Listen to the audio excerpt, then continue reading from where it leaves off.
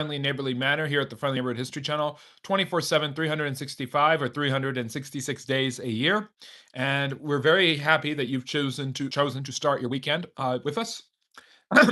We do these every Friday and Saturday at 6 and 3 p.m. Eastern Standard Time. I will not be here tomorrow, another Saturday that I am unfortunately missing, so we will not have our usual scheduled broadcasting of our Q&A on Saturdays, usually at 3 p.m. for more Q&A. So we started an hour early, 5 p.m. Eastern, and we are going to be going for 2 hours, where I will be answering all of your questions about history, social studies, and the like. Drop a topic, comment, or question in the chat. Of course, show your support by double tapping the screen, like the live, and subscribe for more. And super chats always help the channel. But yes, today I am going for 2 hours because I will not be in on Saturday for our Q&A, but I should be back for the live stream lecture on a topic that you can vote for here exclusively on YouTube. And that will be Sunday at 4 p.m. Eastern. So if you have particular history you would like to talk about, please drop it in the chat and we will discuss it. We talk about all types of history here in both short, long, and lifelong content, 24/7, 365 or 366 days a year in a friendly, neighborly manner. So we really are looking forward to our discussion today, and we hope you have had a great week. And we thank you. We hope your weekend is starting off well, and we appreciate you choosing to start it with us at the Friendly Neighborhood History Channel. My moderators, Hars and Harry, are here. And Hars, who has his own wonderful channel where he does U.S. history edits, has put the social media handles so you can join our discussions on Discord. You can read my articles on Substack. You can get extra bonus content on Patreon. If you become a member here, you get early access and bonus content as well. All the money you give, either through that or super chats or through ad revenue, goes back into the channel to make things better. We're upping the quality of our streaming services. We're working on that currently. So we're going to do. I usually use an iPhone. I'm going to start using an iPad for streaming, probably this weekend, if not next weekend. But today it's my phone. No, I didn't ever watch your Polk edit, but everybody should, and I should probably go watch it. So please go and check out Harsin's channel when you've checked out all the long and short and live form content that we have here for you at the Friendly Neighborhood History Channel. So, what questions do we have? What topics do we want to discuss? Please drop it in the chat and I will try to answer in a timely manner. And again, we've got 2 hours of this, so hopefully it'll be really, really worth it. I'm looking forward to what we all have to discuss. And I am joined by a very young Theodore Roosevelt as my background. I did a video about this, a Guess Who video, like I do sometimes on YouTube. We do daily videos, who was born today, who died today, what happened on today's history, stuff like that all the time. Um, and we also do I do hot takes, historical myth videos, crazy histories, did you know, fact of the day, today I learned, all sorts of different little series that we do from time to time on TikTok as well as here on YouTube. And there's content on TikTok you can't get here, and there's content on TikTok on here you can't get on TikTok. So, should the 19th Amendment been introduced rather than abruptly? Um, no, I think that the process of political emancipation for women and women's suffrage had been going on long enough that the 19th Amendment made complete sense by the time it got passed. I don't see it as too abrupt at all. What about Shrek? Well, Shrek's 25 years old. It just turned 25 years old. And what's interesting is Shrek is the first movie, despite all of the great classics produced by Disney, Shrek is the first movie ever to win the Oscar for best animated film. DreamWorks beating out Disney and a David and Goliath story, but it was actually the first year that they did best animated picture at the Oscars, and Shrek won out over. I think it was I'm trying to think which Disney movie it beat, but it was one of the big ones. So. Um, I don't know what the Allegalic meter in Rome is. Would you agree the passing of the 17th Amendment was a mistake? Is that direct election of senators or income tax? I think that's direct election of senators. It was all part of the progressive movement's efforts to make the American government more proactive and allow people to participate in their government more often.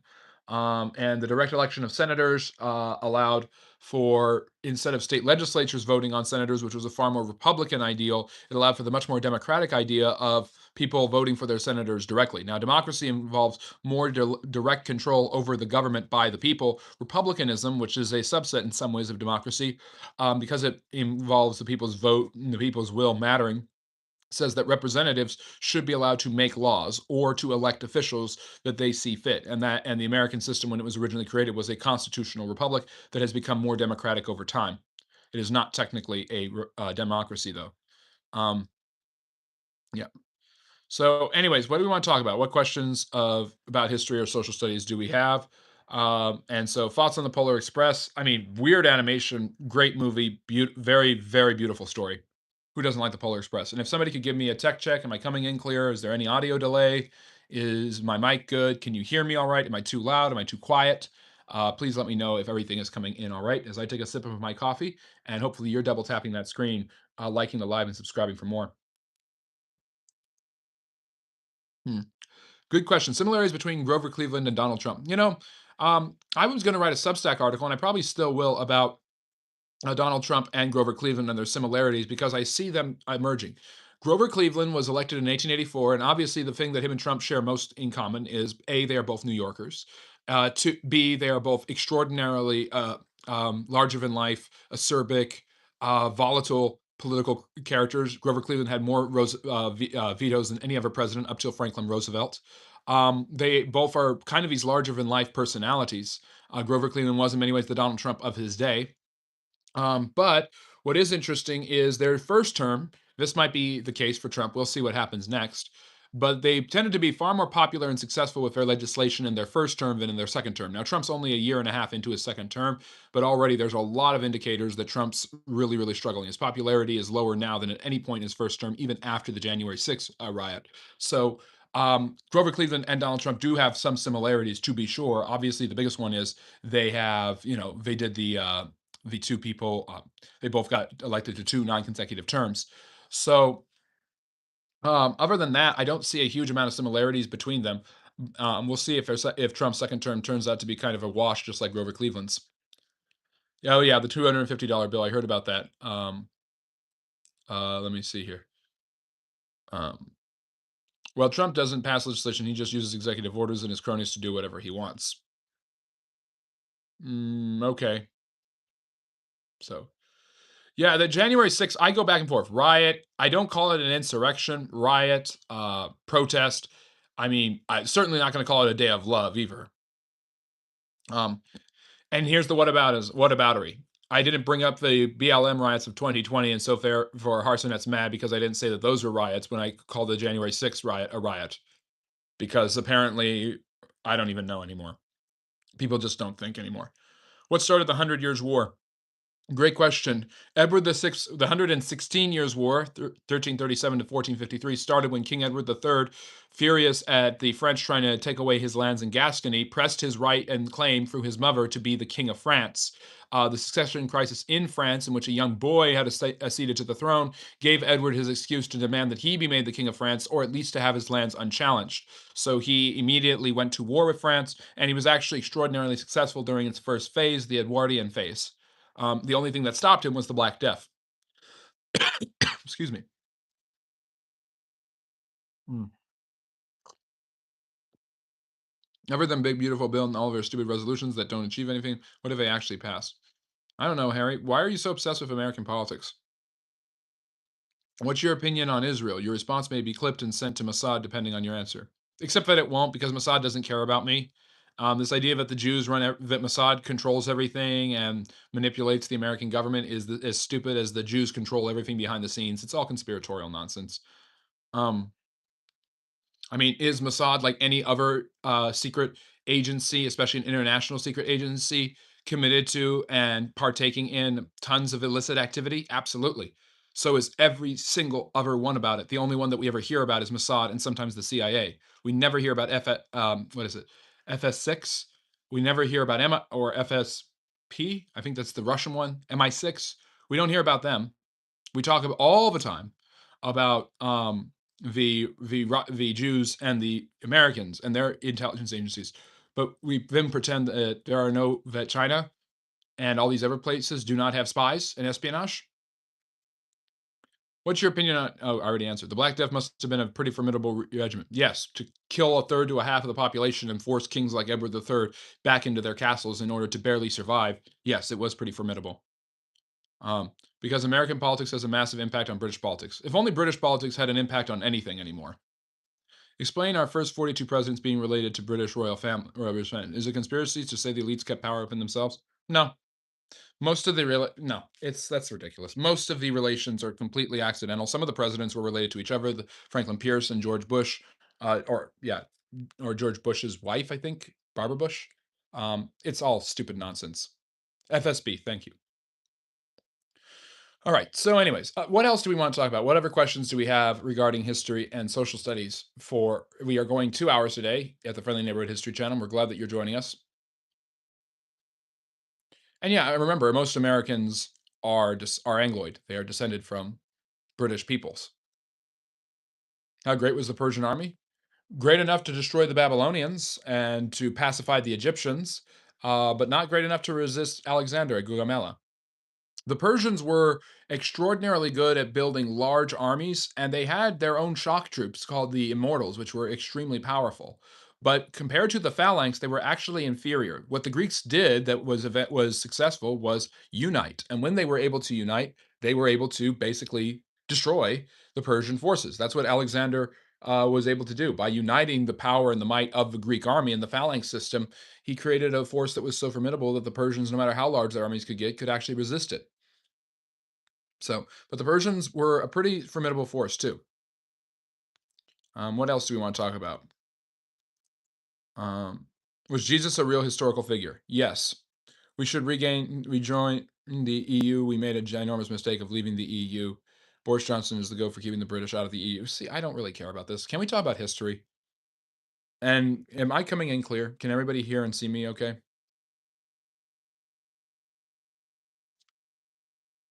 I'm going to take another sip of my coffee as my moderators go back and forth on politics like they always do. What do we want to talk about?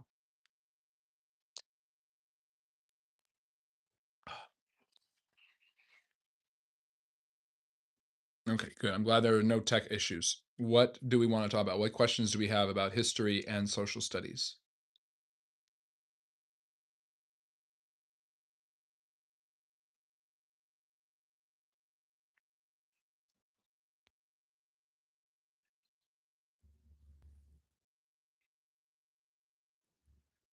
Yeah, everybody wants to talk about the EU, Boris Johnson, Brexit. Brexit was not necessarily a mistake, could have been, but was absolutely bungled and mishandled by the British government, and they've never found a proper alternative to it or replacement. When did the Vikings first land in eastern Canada? Probably about 1,000 years ago, maybe a little before. Why do you think Persia was destroyed by the rise of Islam, but the Romans survived? The Eastern Romans survived because they were a much larger empire.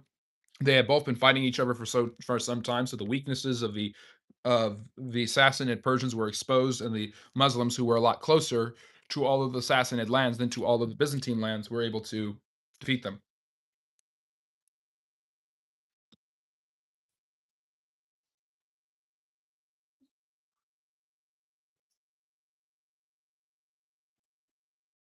Okay, anyways,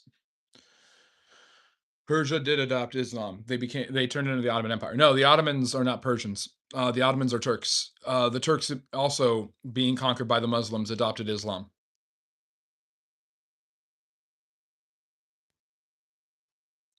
Yeah, yeah, Britain. Yes, we know the British economy sucks. The British are doomed. Poland and Mississippi are doing better than the British. Yes, we all know, Harry. Anyways, other questions, other things we want to discuss about history and social studies. Is Byzantine ever even a proper term? No. Byzantine refers to the city of Byzantium, which was the original settlement, which eventually became Constantinople and then Istanbul. Byzantine is a term the Europeans wrote in memoriam of the Eastern Roman Empire after collapse in the 15th century. The term doesn't appear until the 16th century in printed writing, and the reason is that the Europeans, particularly in the western part of Europe, wanted to see the Roman Empire as the Western Roman Empire and to delegitimize the Byzantine Empire as a continuation of that Roman Empire, which, in many ways, culturally, politically, um, historically, philosophically, the Eastern Roman Empire was far more Greek than it was Roman. But they did consider themselves, and in many ways, acted like the Roman Empire for centuries after the collapse of the West. Do you know that William McKinley forgave his killer on his deathbed? Not surprised by that. McKinley was an ultimate Chad. What a great president we don't talk about enough. Let me see. Caused Britain to be outside of all the massive European projects that are going on at the minute. Caused the UK to lose its position as the dominant trade and financial authority in the European Union. Okay, that's nice. Who is better to glaze, Coolidge, Reagan, or McKinley? I mean, Reagan has a lot of fans from a lot of people, although a lot of people nowadays hate him for some reason. I think that Coolidge and McKinley don't get enough attention, and that's why I think they deserve it. What do the Egyptian pyramids tell us about history? Do you believe these are historic artifacts? There could it be give us a larger insight into history? Yeah, sure. I'm tired of talking about the pyramids. Everybody wants to talk about the pyramids. I don't know how they were built. I think large amounts of people were probably responsible for constructing and putting them together. What history book would you recommend that will get the best description of the Russian people? Aren't they descendants of the Eastern Slavs? Richard Pipes wrote an entire work on the history of Russia itself and the Russian people. Most people don't know who McKinley is, and if they do, they know he was a president at some point who did something of significance to be remembered. That's about it. Well, I mean, they know that he was a president, and that's about it. They don't know about the Spanish American War. They don't know about all the other incredible things that McKinley did in stabilizing America and making it a powerful state entering the 20th century, and how he probably would have ended up on Mount Rushmore had he been able to actually live, but he was killed. And that's how this man, Theodore Roosevelt, became president. This is a picture of Roosevelt when he was very young, back in his boxing cowboy days, probably in his early 20s here. No, I'm not a Freemason. Mm. Explain the Bulgar Slayer of the East. I don't know who the Bulgar Slayer of the East is. I don't know everything. Is that a reference to Vlad the Impaler? I've heard that term Bulgar Slayer before. I don't know who that is. The Bulgars were actually a very powerful empire with a ruler called a Tsar, which is the old Slavic word for Caesar, who ruled over them for quite some time and rivaled and oftentimes surpassed the Byzantines in terms of dominance in the 10th and 11th centuries, when it came to at least their influence and control over the Balkans. So, anyways, what else do we want to talk about? We're going 2 hours today because I'm not going to be here tomorrow. So enjoy it. You get a lot of extra time to ask me a lot of different questions about a lot of different topics. Do you know about the Simeon II of Bulgaria? A little bit, but not a huge amount. Epimetheus has some really good videos on that that I would check out. Apparently, some Eastern Europe Roman emperor who was famous for slaying Bulgars. Oh yeah, that's sounds about right. I'm trying to remember. Was that Basil the Second? Was it Basil or Basil the First? Basil the Great. I don't know who was the Bulgar slayer, but there's a lot of really great Byzantine emperors because you've got dozens of them through the almost 1,000 years that they outlasted the West.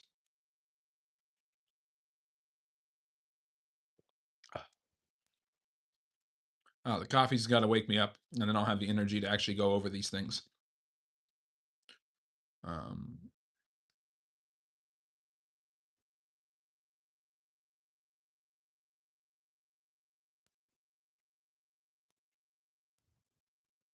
oh yeah, that's right. Simeon II.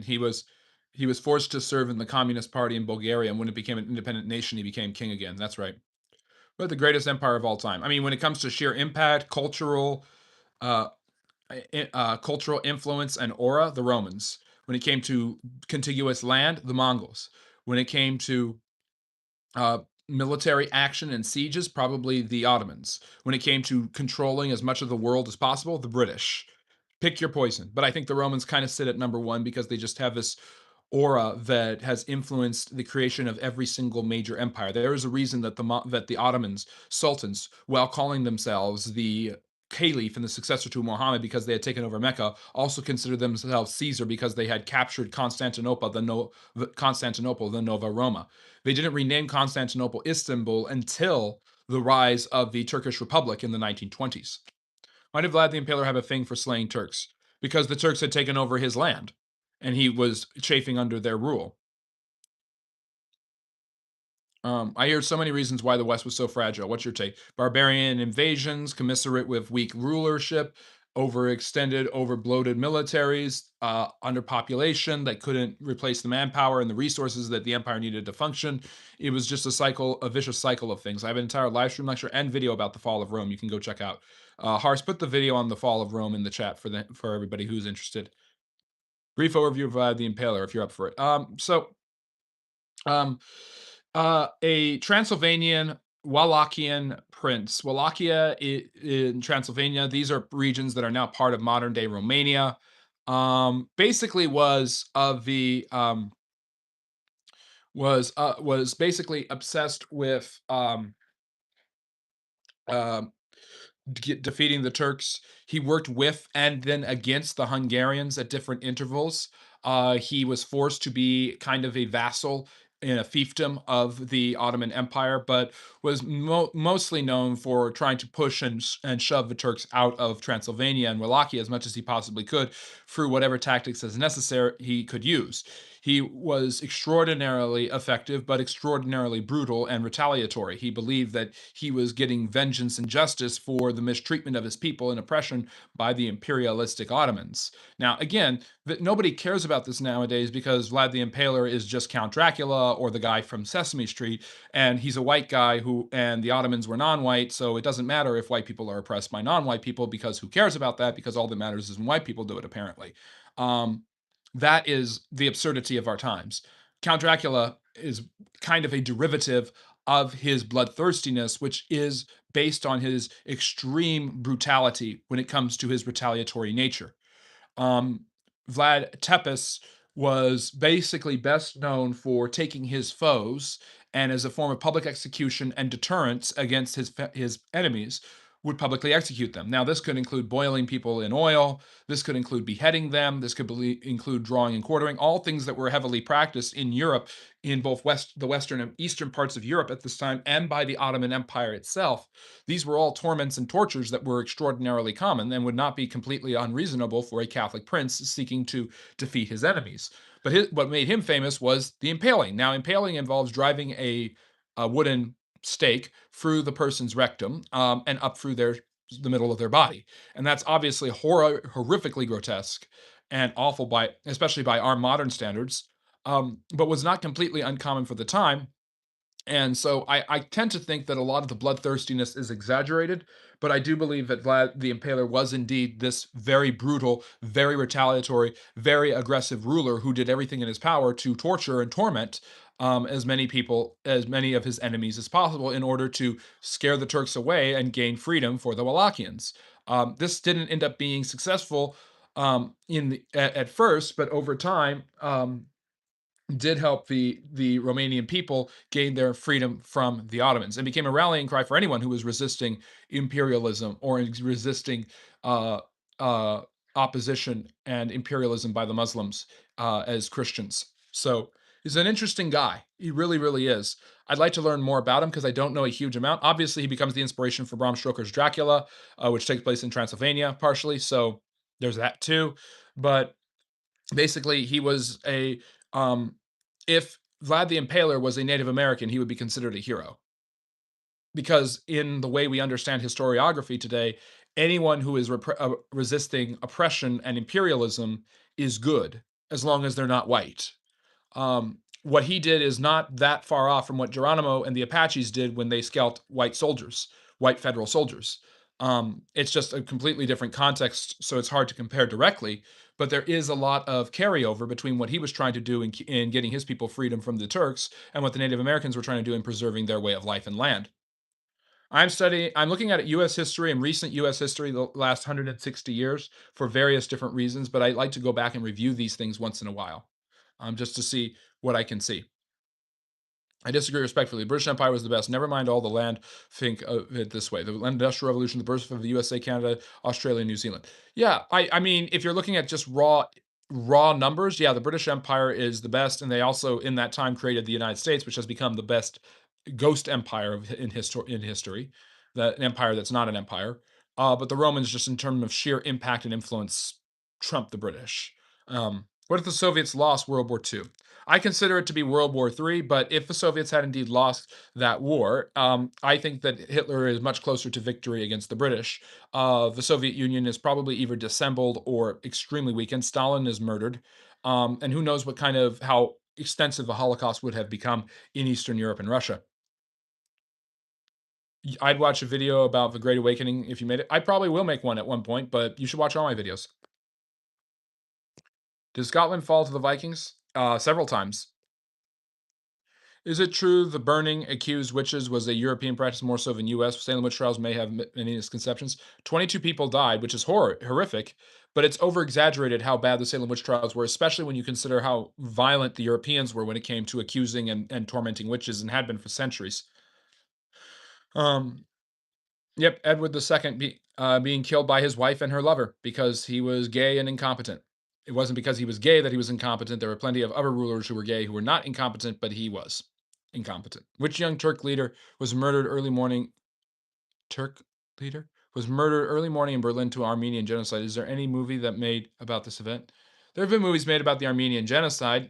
I have an entire video about the Armenian genocide if you want to check it out. But basically, the Armenian genocide is the Turks deciding that they were worried about the Russians causing revolution within the Armenian and Transcaucasus is, and so they tried to relocate large numbers of the Armenians by force. And if they didn't move, they killed them. And these people were not ready. They were not had no protections and no provisions to properly live through going through the Syrian desert. And so as they went, they suffered horrible amounts of exposure and privation. And about 1 million to 1.5 million of them died or were killed. And it's considered the first major genocide of the 20th century.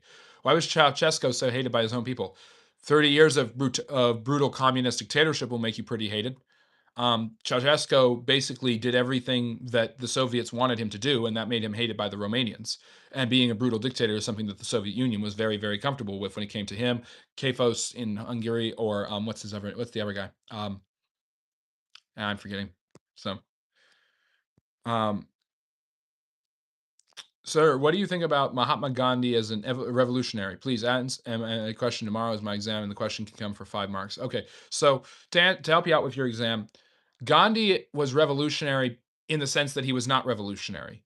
Instead of advocating for violence to overthrow the British government and its control over the Indian subcontinent, Gandhi actually reinvented the way the Indian revolutionary movement, the Indian National Congress, worked. He used nonviolence and the precepts of Western philosophy, such as Henry David Thoreau's belief in civil disobedience and nonviolence, and the principles that had influenced both the Enlightenment in Britain and the United States, as well as the rest of Europe, to basically advocate for proper treatment of his people and the freedom from British tyranny. By making the British seem repressive by not honoring the calls of peaceful Indians protesting and lobbying for for freedom and civil rights, he showed the British to be the villain and the Indians to be the hero. He didn't do this through advocating violence, but rather by settling for peaceful demonstrations and peaceful protests. So he was revolutionary in the sense that he wasn't revolutionary. And I could swear there's a lag. I could swear there's an audio delay. I can't see that from my end, but I think there is. So please let me know if that's coming through on your end.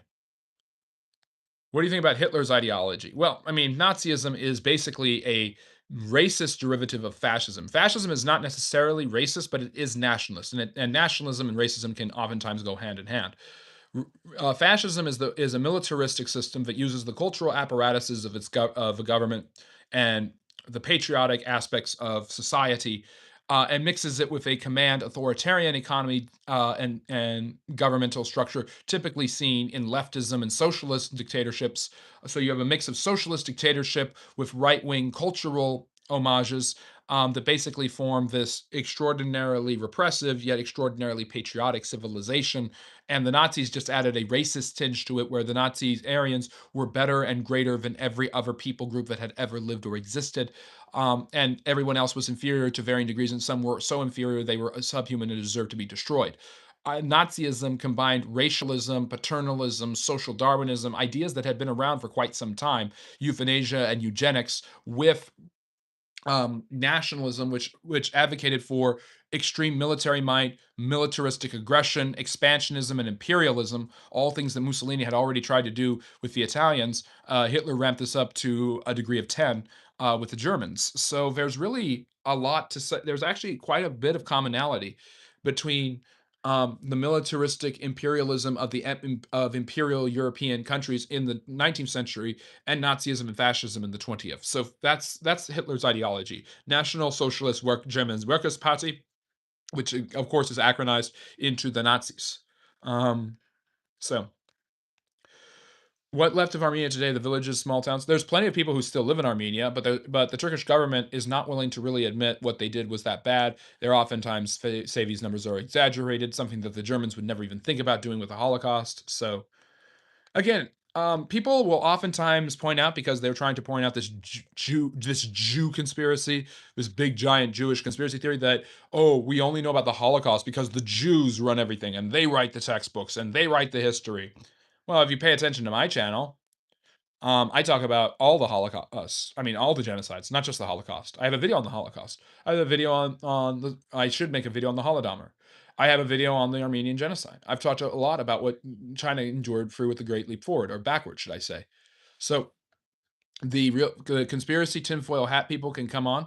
The real little hat people, which is a moniker they use to insult Jews, they're the real little hat people with their tinfoil hats. They're the ones who are obsessed with this issue. They're the ones who are obsessed with proving to you that the Jews control everything when the Jews control almost nothing, especially proportional to the rest of human populations throughout the world. There is no giant conspiracy theory that the Italians secretly control everything and have been manipulating it. But I can use history to prove that you have a far better case to make that the Italians control everything than the Jews ever did.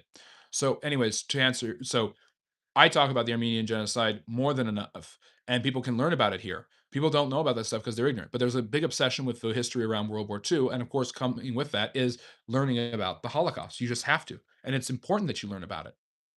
But that's not the only genocide there is.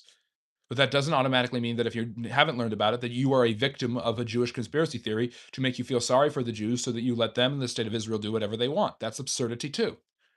Balance. It's all about balance. We relied on American high octane fuel in our fighter planes over the Battle of Britain. One of the critical parts of the Neutrality Act was purchasing said fuel. Yep, lend lease. Stop calling us tyrants. It may have worked with the US Revolution, but we weren't horrific. I don't see the British as tyrannical. I'm saying the Americans thought of them as tyrannical at that time. The British were imperialistic, and imperialism often includes bits of tyranny and oppression mixed in with it. You can't have it. You can't have imperialism that doesn't have some sort of repression of individual liberties, especially when you are invading and conquering areas. Thank you for subscribing, and tell all your friends and family and do great on your test. Walter Ulbricht did nothing wrong. Who's Walter Ulbricht?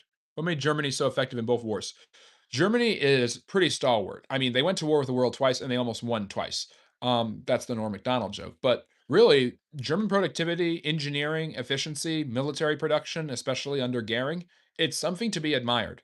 The Imperial Germans were just as formidable in their productivity and in their militarism. Bismarck had hoped to use this to intimidate other powers, and the Kaiser used it to just start a giant conflagration that led to a world war. But the Germans are extraordinary. But once Germany was unified in the 1870s, you all of a sudden have this huge country with all of these natural resources, huge amounts of manpower, and a lot of resources at its disposal that's heavily industrialized. And then all of a sudden is surrounded by two large empires, France and Russia, that they really, really have a lot of antipathy towards. So it's bound to happen that there's going to be some sort of blow up. What's your opinion on Tolstoy's book, War and Peace? Never read it. Read Anna Karenina, did not read War and Peace. I have to go back and reread it. Woodrow Wilson, big supporter of eugenics, passed a bill when he was governor of New Jersey ordering the forced sterilization of people with Down syndrome. That's true. Now, people talked about Woodrow Wilson doing that all the time. And people talk about the Nazis being in favor of eugenics and euthanasia. Do you know who inspired the Nazis with euthanasia and eugenics? Margaret Sanger. And Planned Parenthood was thoughtful enough to acknowledge that Margaret Sanger's ideology was messed up and extremely influential in Nazi propaganda. Um, it is quite interesting that the woman who is considered a hero in the field of birth control never gets lambasted for her promotion of eugenics, except by conservatives who are trying to make an anti-abortion argument, which isn't what I'm doing. But people very rarely ever talk about. People will talk about Columbus and oppression of Indians and all of those things, which they should, but they never talk about Margaret Sanger and eugenics and how the Nazis credited her with her contributions to the field of eugenics. And Planned Parenthood has admitted this and had the reasonable decency to admit this. And it's not about politics, it's not about the abortion issue. It has nothing to do with that. I just find it interesting that there are certain historical figures you can't touch and certain historical figures that you can only criticize. Is nationalism bad to protect your family, ethnicity like whole world does in China, South Africa, South America? Nationalism is, I think, a neutral thing. There are good aspects of nationalism and there are bad aspects of nationalism. There are bad examples of nationalism and there are good examples of nationalism. You need nationalism in order for your civilization to survive. Your civilization or society, just in human history, doesn't make it if you do not have some root of patriotism or love for your country and a national story that you tell each other, whether it be a mythology, history, or somewhere in between, that unites and unifies you and motivates you to go on to greater things. If you, from a geopolitical perspective, perspective, you will not survive as a civilization unless you have some sort of nationalism in you. At the same time, we have seen what extreme nationalism does. The Nazis are the worst example of it, or the best example of being the worst at it. Why did the Japanese and Nazis do so much bad stuff, but Italy didn't? Well, they did tons of bad stuff. We don't know about Japan as much as we know about Germany, and that's probably because Americans weren't don't really care about what's happening to Asians, at least during that war. There's not nearly enough attention paid to Unit 731, Nanjing, the death marches of Bataan, or why Hideki Tojo was killed um, after the war. I don't know if you know that, but Tojo was executed for leading the Japanese military during the last World War. We don't know enough about that because I don't think we care enough about Asian history and non-Western history in the United States.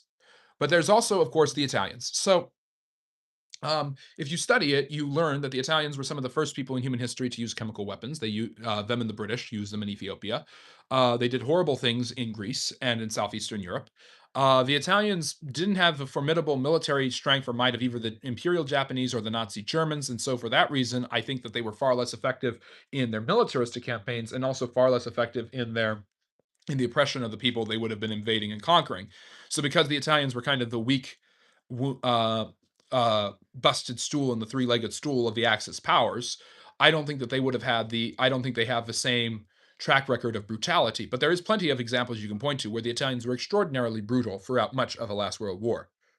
Yeah, the Americans were far better at production, and that's how they beat the Germans. They outproduced them. What? Why did Japan stagnate for so long during World War II? I don't know what you mean by that. You mean afterwards? The Americans took away their ability to have a military. Did women actually have historically less rights? Yes. Um, Human societies throughout much of human history, generally speaking, have said women have rights, and those rights are to be a mother and the cornerstone of a family. And that is anathema to modern feminism, but it is not something that I think that men just created just to oppress women. I think it is something that was kind of an agreed upon social contract that men and women participated in for thousands of years, and only recently has become passe. Um, I am protecting my two daughters, mother and father, my uncle's cousins, and many my friend down the road. Is it bad for me? Nationalist thanks. Well, yeah. In order to protect your land, your country, your family, everything, nationalism has to have some role to play. It is very interesting that when the Germans invade in Barbarossa and basically force the Soviets to their knees, Stalin calls on the Russian people not to save the communist revolution because he knows they hate it. Then he knows they hate him. He calls on them to save the motherland. He uses nationalist terminology, which is totally anti-Marxian and totally hypocritical of him in order to encourage the Russian people and the Slavic peoples to save their homeland from the German invaders. Um, I mean, in China, why did Japan struggle with China? Japan did horrible things in China. I don't know what you mean, struggle.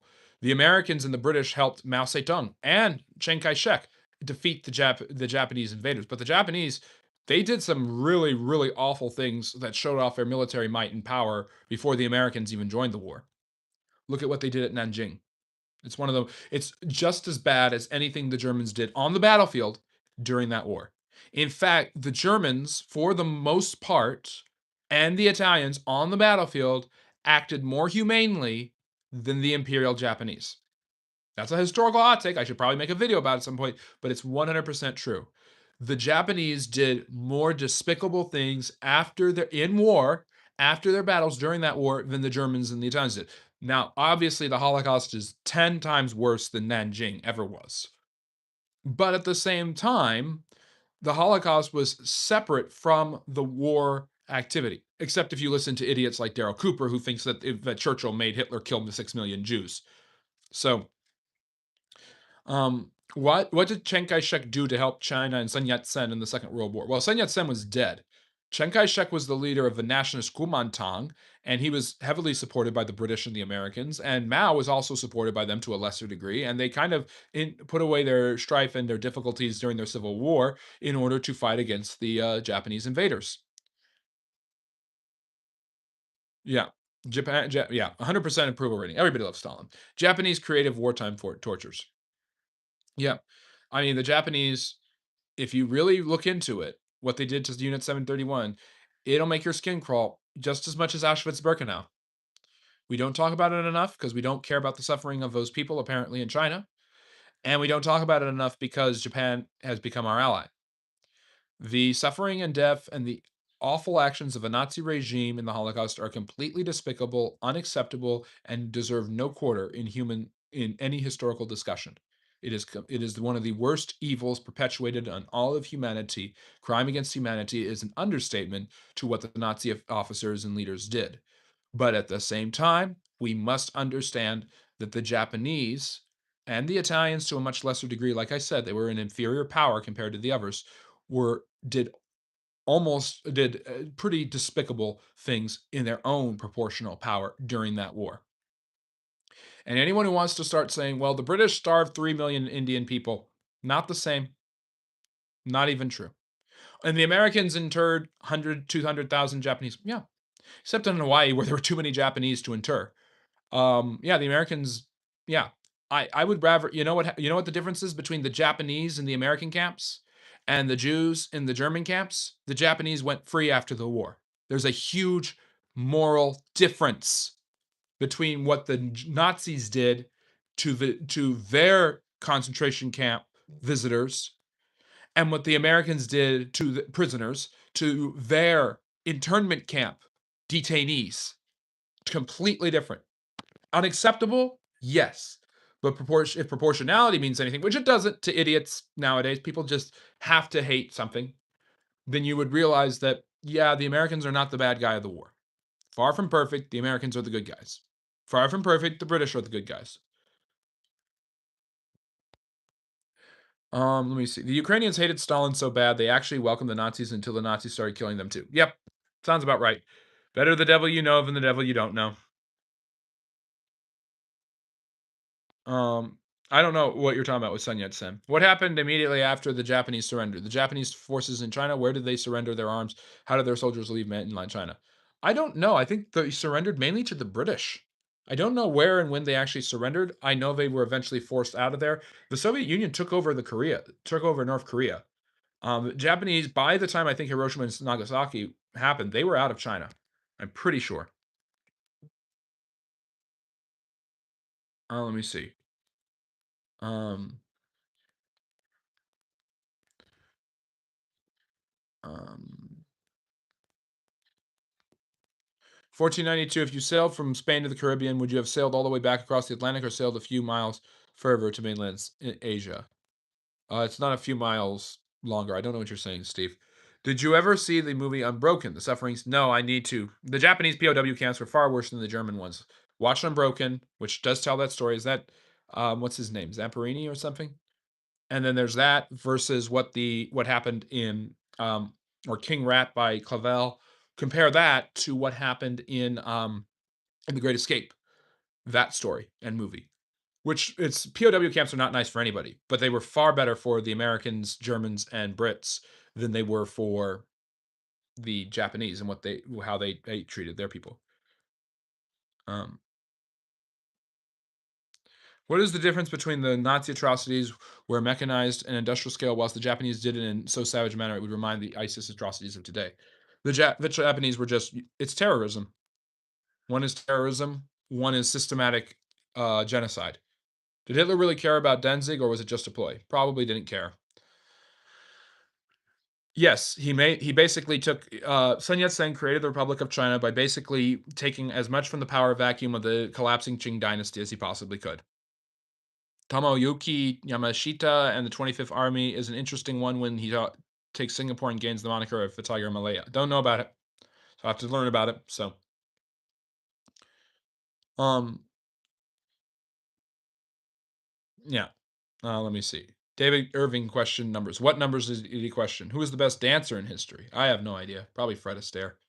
Anyways, other questions.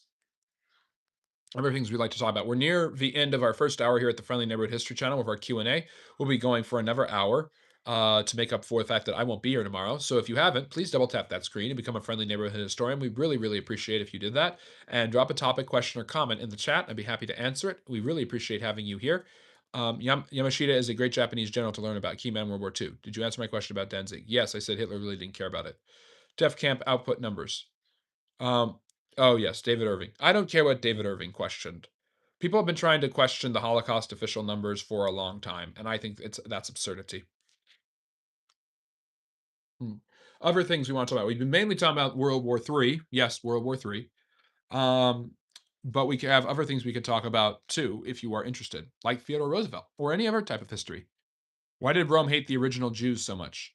The Jews were rebellious. They were often trying to overthrow the Romans. They believed their Messiah would be a military leader who would help them overthrow tyrannical government. The Zealots were very much in favor of overthrowing the Roman government and society. Um, yeah, all of that. But they also were monotheists who would not make worship the Roman emperor, which created religious problems in the first century AD. Would you agree that the Duke of Wellington is really overrated and has been overblown for winning a big battle? No, no, I wouldn't. I think he was a great general. I think you should give a lot of credit to Field Marshal Booker and what he did. But no, the Duke of Wellington vanquished Napoleon. Nobody does that. Alexander the First barely did that. In that very justified invasion of Russia, Napoleon basically almost won, and then the Russians did the unthinkable by burning their own capital. If you really want to know how great Napoleon is, he forced the Russians to burn Moscow. That's how great Napoleon was. That's the only way they could beat him. And even then, they didn't look like they beat him. It looked like France had won. And then the winter hit. And the Russian winter is the most unforgiving menace in human history, probably. Um, so, no, I think the Duke of Wellington is a great British hero. He's the George Washington in many ways of Britain. He was a British general who won them a huge victory and then became their president, their prime minister. Of course, you have the capital of New Zealand is named after him. He's pretty important in British history. Of course, FDR's Executive Order 9066 wasn't exactly fair either. Yes, of course, what happened to the Japanese was absolutely atrocious. It is really bad. I've never said it wasn't otherwise. It was completely racist and unforgivable. But what is worse, putting people in detainment camps for 4 years because you're worried they are spies when they clearly are not because you're stupid and racist, or murdering 6 million of them because you are clearly stupid and racist? Also, the US government gave reparations to the Japanese who were interned. Ask George Takei from Star Trek. He defended the Philippines against the Allies, but he took Malaya and Singapore in 70 days. Interesting. Yeah, I mean, the Germans, he gained praise in Germany. I don't know what you're talking about. Interesting. Would you agree that Margaret Thatcher is the root cause of almost all problems in the UK domestically today? No, I'm not going to touch Margaret Thatcher because I'm not going to put my finger on the political scale. Because Thatcher and Reagan are how you immediately discredit yourself as a historian, one political way or another. I think history is very, very hard on both Thatcher and Reagan because history is a left leaning field. Um, how far did Columbus believe the Caribbean was from mainland Asia? I'm not sure. The horse quickly acknowledges. I don't know what that means. Harry is a perfect example of closed-minded. Yeah, yeah, yeah, yeah. Whatever. I don't want to talk about politics. The Manhattan Project. I mean, that's the U.S.'s plan to, inspired by Einstein, to basically try to build a super weapon before the Germans could, and they did, and they're the only ones to have used that super weapon, while hating other countries for trying to get that super weapon. Who discovered the Gulf of America? Spanish people. Am I allowed to ask what techniques the colonists did to make houses get resources instead of villages and get food in like 1500s? Uh, well, I mean, you obviously are just scouring the land. You're using a lot of wood. You're using whatever resources you can find, and you are also working with whatever native groups you can to learn the layout of a land, the location of rivers and resources, as well as food. Been learning lately that Mansa Musa might have been a fraud. How would he have been a fraud? The richest man ever? Did you know another name for a rice cooker is the Manhattan Project? Oh, for goodness sake. I've heard that joke before. That's terrible. She reduced the welfare state to a pathetic shell, which did nothing for most people. She tried to get rid of the NHS. She sold off the water company. She tried to sell off the railroad. She tried to sell off the buses. She sold off the British Airways. She sold off British Leyland. And the libertarians all sing for joy. Harry, there are other people who think differently than you politically. Let them be. I don't care about that. That doesn't impact the way I see Margaret Thatcher. I'm not talking about that. Thatcher is one of the most, I will say, as a historian, it is obvious. Thatcher is one of the most important historians in all of European and British history. You can't have 20th century British politics without Margaret Thatcher. You can't have 20th century European politics without Margaret Thatcher. I would even go so far as to say, other than Churchill, she is the most impactful prime minister in British history. Maybe Walpole is above her. I didn't say she's the best. I said impactful. There is a difference. I am not praising Thatcher. I haven't said if I'm a Thatcherite or not. I'm saying what she did with Reagan, what she did economically, pulling Britain all the way to the right, There is something pretty interesting about her. She obviously had a lot of political power and influence, and the economy was very strong under her. And there's no way you can get around that. You're going to say that she gutted this and she gutted that, and that's hurt the country, and that's very possible. And that's very possible. And there's evidence to say that. That doesn't change what I am saying. I am saying Margaret Thatcher changed British history, and you can say not for the better, but unless she's like an obvious dictator, I don't see any reason to say that. Yeah. So stop trying to put words in my mouth about Thatcher. Margaret Thatcher is a complex figure. She is an impressive leader. And I think that lefties are just jealous that the right wing in the UK got the female prime minister before they did. In fact, Labour has never had a female prime minister. Oops. The party that is so obsessed these days with gender ideology and gender issues has never had a female leader be prime minister. Every British prime minister who's been female has been a Tory. Thatcher, Truss, Theresa May, all conservatives. Oops. The economy was inflated. Look what the economy did while she was in charge. It would, but I okay. You deleted that before I could read it. I mean, I'm not saying that Margaret Thatcher was great and everything she did was wonderful. I'm saying she was extremely important to British history. And I don't know how you can get away from around that. It's obvious that she was. I mean, it's obvious. Everybody knows that. Even the people, and if people say otherwise, they're lying to you. Historically, has his equality worked better than equity? If you mean you demanding that people have equality of outcome as equity, then no, then yeah, equality has worked better. Equality of outcome is a terrible idea when it comes to applying it and trying to make it happen because you can't make people equal. It's just impossible. What do you know about the Navy's top secret program called the Philadelphia Experiment? What's the real? It's a fascinating story. There's a lot of conspiracies about it. It was naval stuff that they were doing before World War II that was pretty crazy. So yeah, I don't know much more about it other than that. Apparently, it involved interdimensional travel, all sorts of crazy stuff happening, time travel. It was bad. So can we have a dialogue about the colonists or no? I mean, I already answered your question about the colonists. What do you mean by dialogue? Um, I've already answered. Did the Confederacy have any allies during the Civil War? Um, let me see. Well, Native Americans were actually more inclined to help the Confederacy than they were to help the Union. Most Native Americans owned slaves, black slaves, at least in that area of the country. Was the sinking of the Alcazador the root cause of the Louisiana Purchase? Your thoughts? I don't think it had anything to do with it. I don't even know what the Alcazador was, to be honest with you. Um, so what else do we want to talk about? What about Britain or France? They were interested in recognizing the Confederacy. They relied on textile goods, but when Lincoln passed the Emancipation Proclamation, making sure that everybody knew the war was mainly about slavery, the British and French, who had already ended slavery and were fighting it internationally, kind of threw up their hands and went home. How can 500 Spanish conquistadors destroy the Inca? Which was the tech gap really that big? The tech gap is a myth. It's a historical myth. The Europeans did have superior technology, but it was in close range and close proximity, almost negligible. The gap in technology was small enough to the point where the natives, especially by having much larger amounts of manpower and resources, could outpace them. Exposure to disease, the mass dying off of this, and eventually exponential technological growth during the Industrial Revolution reduced the native denizens of different areas of the world to being extraordinarily pathetic in terms of technology and military skill compared to the Europeans. So by the 19th century, when the Europeans are colonizing Africa, the Africans can't keep up with the Industrial Revolution and the implements the British and the French had then. But during these 1600s, the Spanish, the Portuguese, the Dutch, the English, the French, those colonizers only have a decent technological advantage. But when you adjust for manpower of the natives who had more, and also knowing the terrain, being on a foreign land, all of these things, it didn't give them a huge advantage. So they did have a bit of a technological advantage, but it was kind of negligible because they were fighting on native land against a much larger native force. The dying off of the natives because of disease made it a lot easier for the Europeans to get the advantage over them.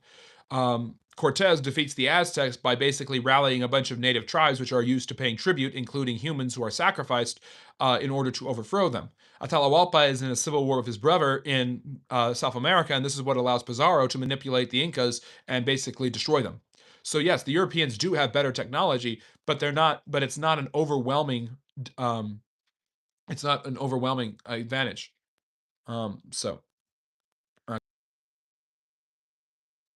okay, I'm trying to fix the lag. People were telling me about it. All I was saying was that the Native Americans, the tech advantage for speaking of tech, the Europeans' tech advantage was prodigious during the Industrial Revolution and afterwards. Before it was remarkable. It was remarkable in that you could see it, but it wasn't overwhelming. So the Europeans actually had. So it's a great question, but it is a myth that the Europeans just showed up here and were able to bully the natives because of technology. No, diseases which caused a huge amount of the natives to die off, combined with the Europeans manipulating them at different points and politicking and warfare between the different groups is eventually what allowed the Europeans to gain the upper hand. But the Industrial Revolution is what allowed them to have the overwhelming advantage, which is why, you know, 300 British soldiers could kill off 10,000 Zulus in South Africa, for instance. So, okay, it should be back. The lag should be gone. Why would the British support slavery? They weren't supporting slavery because they didn't think the Civil War was about slavery, which is why Lincoln wrote the Emancipation Proclamation. Let me see. Other questions. Um, I have a life. Vincent, who has more of a life? Me doing this and making money off of it, or you coming in here using a bunch of expletives and slurs and telling me to get a life? You're wasting your time. Your time could be much better spent listening, double tapping the screen, and becoming a friendly neighborhood historian if you like and subscribe. The British purchased cotton, if I'm not mistaken, from the South. Yep. The Dead Warrior Society has done an interesting podcast series on Cortez and the Conquest. I'll have to watch that. Thank you for the recommendation, C-Lips. Okay. What else? Why Apple product has Apple logo with a bite last bite of Alan Turing? I don't even know what you're talking about, dude. Also, the British government made it clear its intention to support the Confederacy was purely economical and geopolitical, had nothing to do with their slaveholding practices. That's a little bit, what's the word? Bad. Um, yeah, that's a little disingenuous by the British there, especially because they were currently engaged. They had ended slavery and were currently engaged in trying to stop slavery from spreading all over the Ottoman and Middle Eastern world. Did Leopold II have any knowledge on the oppression going on in the Belgian Congo? Yes, and he didn't care. How did Native American farming techniques like the Three Sisters cropping method grow alongside plantation methods from chattel slavery over the centuries? I don't know. Obviously, plantation slavery was far and chattel slavery was far more complex and far more developed than the Native American forms of agriculture. But it is true to say that many Native Americans and many people in the South lived on single family or multiple family homes. The idea that everyone in the South lived on plantation with dozens of slaves, the Tara from Gone with the Wind, is an over bloated exaggeration.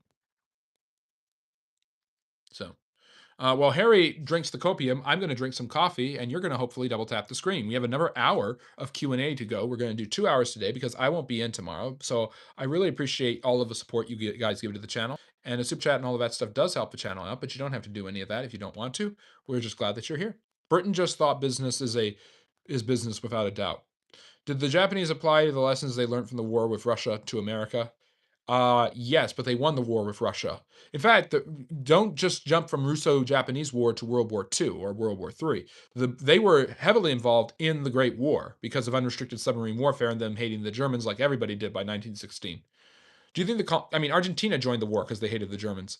Do you think the colonists could have gotten a better relationship with the natives if they had seen as equal to Europeans? Would they have ever accepted European culture and behaviors or no?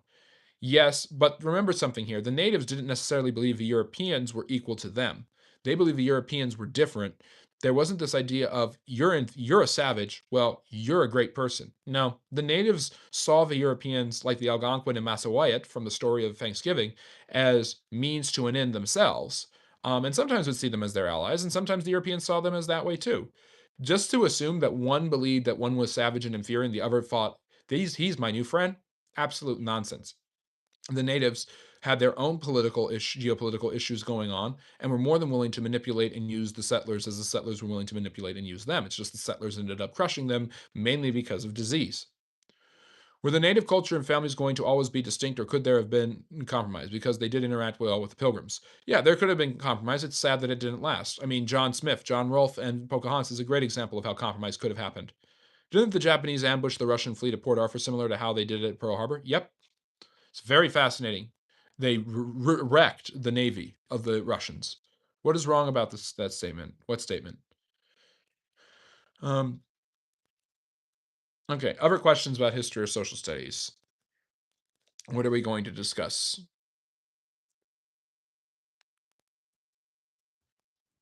Is the lag gone now? Thank you for pointing it out. See, when you point it out, it allows me to fix it. And then when you don't get down to two people and I'm wondering what's happening. I'm gonna have some water because I've been drinking only coffee and it's been getting me jittery, but allowed me to answer all of your great questions. So hopefully we can keep that going with another hour of great questions. Hmm.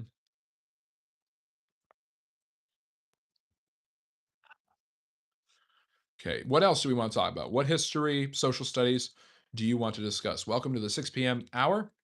Sound like I'm on a radio show. This is the Friendly Neighborhood History, and this is our second hour of Q&A, Ask Me Anything, where I, a historian, will answer all of your questions about history and social studies in a friendly, neighborly manner about various different topics from various different eras and places in history. Maybe it's about Theodore Roosevelt in American history. Maybe it's not. But we welcome you here, and we're glad that you're joining us. Please like and subscribe and become a friendly neighborhood historian. It's completely free to you. And if you want to give a super chat, become a member, or watch some videos to give us some ad revenue, we would really appreciate that. But no pressure whatsoever. We're just really glad you're here. And we hope you think of a question or a topic about any type of history that you can put in the chat. So what we've got more here. Well, they did not get they accept well, why did they not accept religion like Christianity? Why did they hold so close to their family ties? Natives didn't really have distinct philosophies like the colonists to spread a common view. That's not really true. Imagine them showing up, vice versa happening. Imagine them showing up in Great Britain and trying to convince the British to worship the Great Spirit and then torturing and killing them if they don't, or enslaving them, or believing because they don't worship the Great Spirit that they are evil. That was a common view amongst Europeans and colonizing settlers. Whose side am I on? You won't know because I'm on the side of the truth. Do you think President Eisenhower supported the wrong side during the 56 Suez Crisis? I think that the US used a lot of caution at times in the Cold War when they shouldn't have, and they used a lot of recklessness at other times. The way they handled Latin American political geopolitics, full of recklessness. The way they handled issues like the Suez Crisis and the Vietnam War could have been easy slam dunks for them, way too cautious. Overall, the United States did well because they won the Cold War, but they could have won more. I mean, I think they were too cautious in Korea. I think they were too cautious in Vietnam, and I think they were too cautious with Suez, and that's why Eisenhower supported the nationalization by Nasser. Before Lincoln gave the Emancipation Proclamation, how did the British view the war? Wars between different Americans. They didn't like the slavery of the South, but they didn't. But they recognized the ability of the states to secede from the other part, and for them, it was poetic justice. The Americans had seceded from them, so why shouldn't people be allowed to secede from the Americans? Do you play any history-based games? Europa Universalis is a peak. I haven't played that one or Crusader Kingdoms. I probably will play more in the summer. I like Rome Total War, the classic version. It's just an awesome game. That's pretty historical. The Total War series is great. I've never gotten for Civilization. Did Osama bin Laden make the same mistake the Japanese did by applying Rise of Nations? That's just peak history warfare, and it's not too overly developed in my mind like Hearts of Iron. It's so good. Rise of Nations, old, like $10 on Steam, worth it. You get to basically pick a civilization and run with it from the beginning of history to the modern world, and it's just so well done. Did Osama bin Laden make the same mistake the Japanese did by applying the lessons from Russia to America? I don't know that he did that. I don't see how he did that. Why did no one else use Greek fire? Which was it really that secretive? Yes. And the Ottomans, by the time they got their cannon fire, gunpowder kind of outdid even what Greek fire had been able to do for the Byzantines. You would love a game Sid Meier's Civilization. No, I wouldn't. I've played it. It's just never appealed to me that much. It is beautiful. It is. There's a lot of great stuff in it, and I'm not saying I hate it. It's just never been the game I played. I do love the Total War games. They're very, very interesting. Um, does historical politics, ideologies, and culture always follow a distinct pattern or a system that we can accurately predict, or does it veer off randomly? Um, It will generally follow the same things, but it'll be different because of the different cultures that it's applied in. So various different social and historical experiments won't just run the exact same way because the controls are slightly different in a place like North Africa as opposed to Russia. But human nature is the one constant in almost all experiments that's generally the same. Was Islamic fundamentalism inevitable? Um, I think Islam, especially during its first century of conquest, is totally fundamentalist.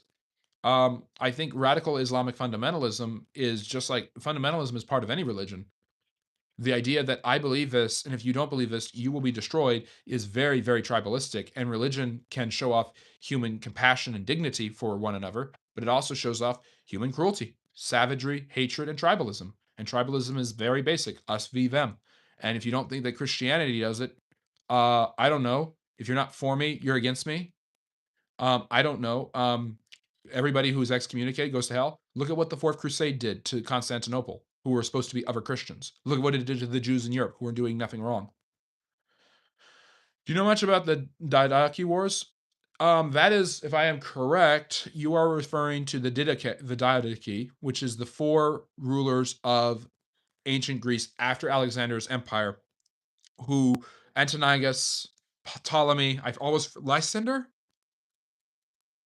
is it Lysander's the third one? And of course, Seleucus. And they fought a civil war of various different Greek provinces that were controlled that had been part of Alexander's empire, and Seleucus ended up winning most of it and created what's called the Seleucid Empire, which controlled large areas of Mesopotamia, Persia, and Anatolia and Palestine. The Ptolemies took over Egypt.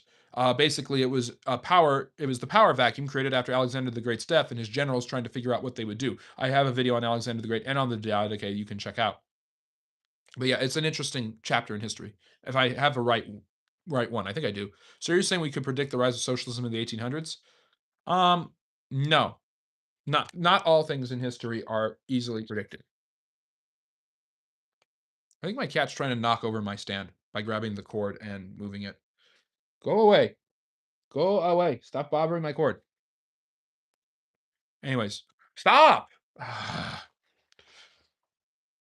Move. Go. Go. Go. Go. Go. Pet. Yes. Yes. Good kitty. Good kitty. Now get out. Move. Keep moving. Keep moving.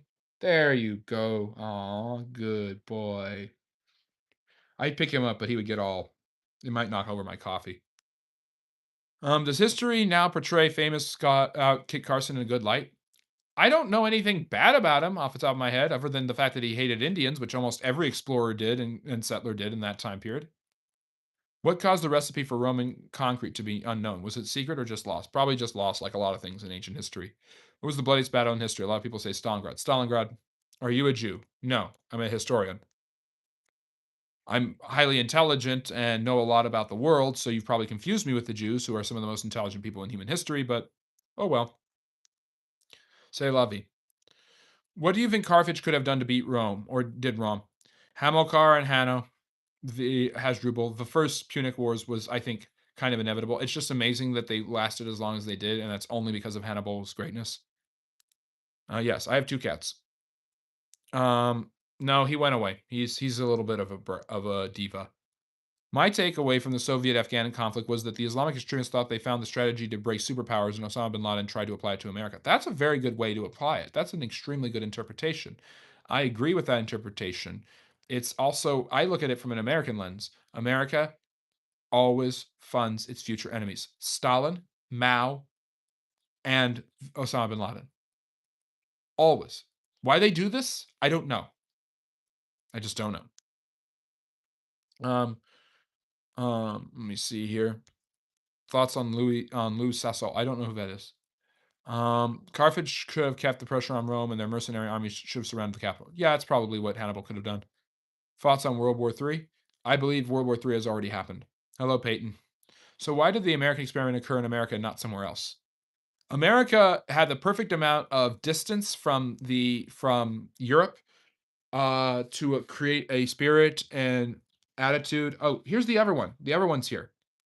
The Americans had a decent enough attitude. Now this one's trying to knock it over. Why are you both here? Oh, for Pete's sake. They're both beautiful tabbies. One of them is really moody. Oh, it looks like his eyes not oh, he's fine, never mind, his eye's fine. One they're both beautiful tabbies, but they're both extremely, um I see something, I go after it now, uh, full speed ahead, damn the torpedoes. Or is it the other way around? Damn the torpedoes, full speed ahead. I don't know the order. The American experiment occurred here because of salutary neglect. The Americans had to use their own ingenuity and um, wherewithal in order to create a successful society. And they did that kind of with the British giving them a general blessing, but without any sort of compulsion from the British to do so. And that system of salutary neglect led to the creation of a self government. And the creation of self government is the bedrock for the American Revolutionary experiment. Independent minded people basically try to live their lives without being bothered by others, and that leads to the system of religious toleration, freedom of speech, and all of the other great freedoms America is known for, is all because of the ingenuity and the individualistic spirit of the Americans, which has basically existed ever since they were first colonized, because they were colonized so far away. Um,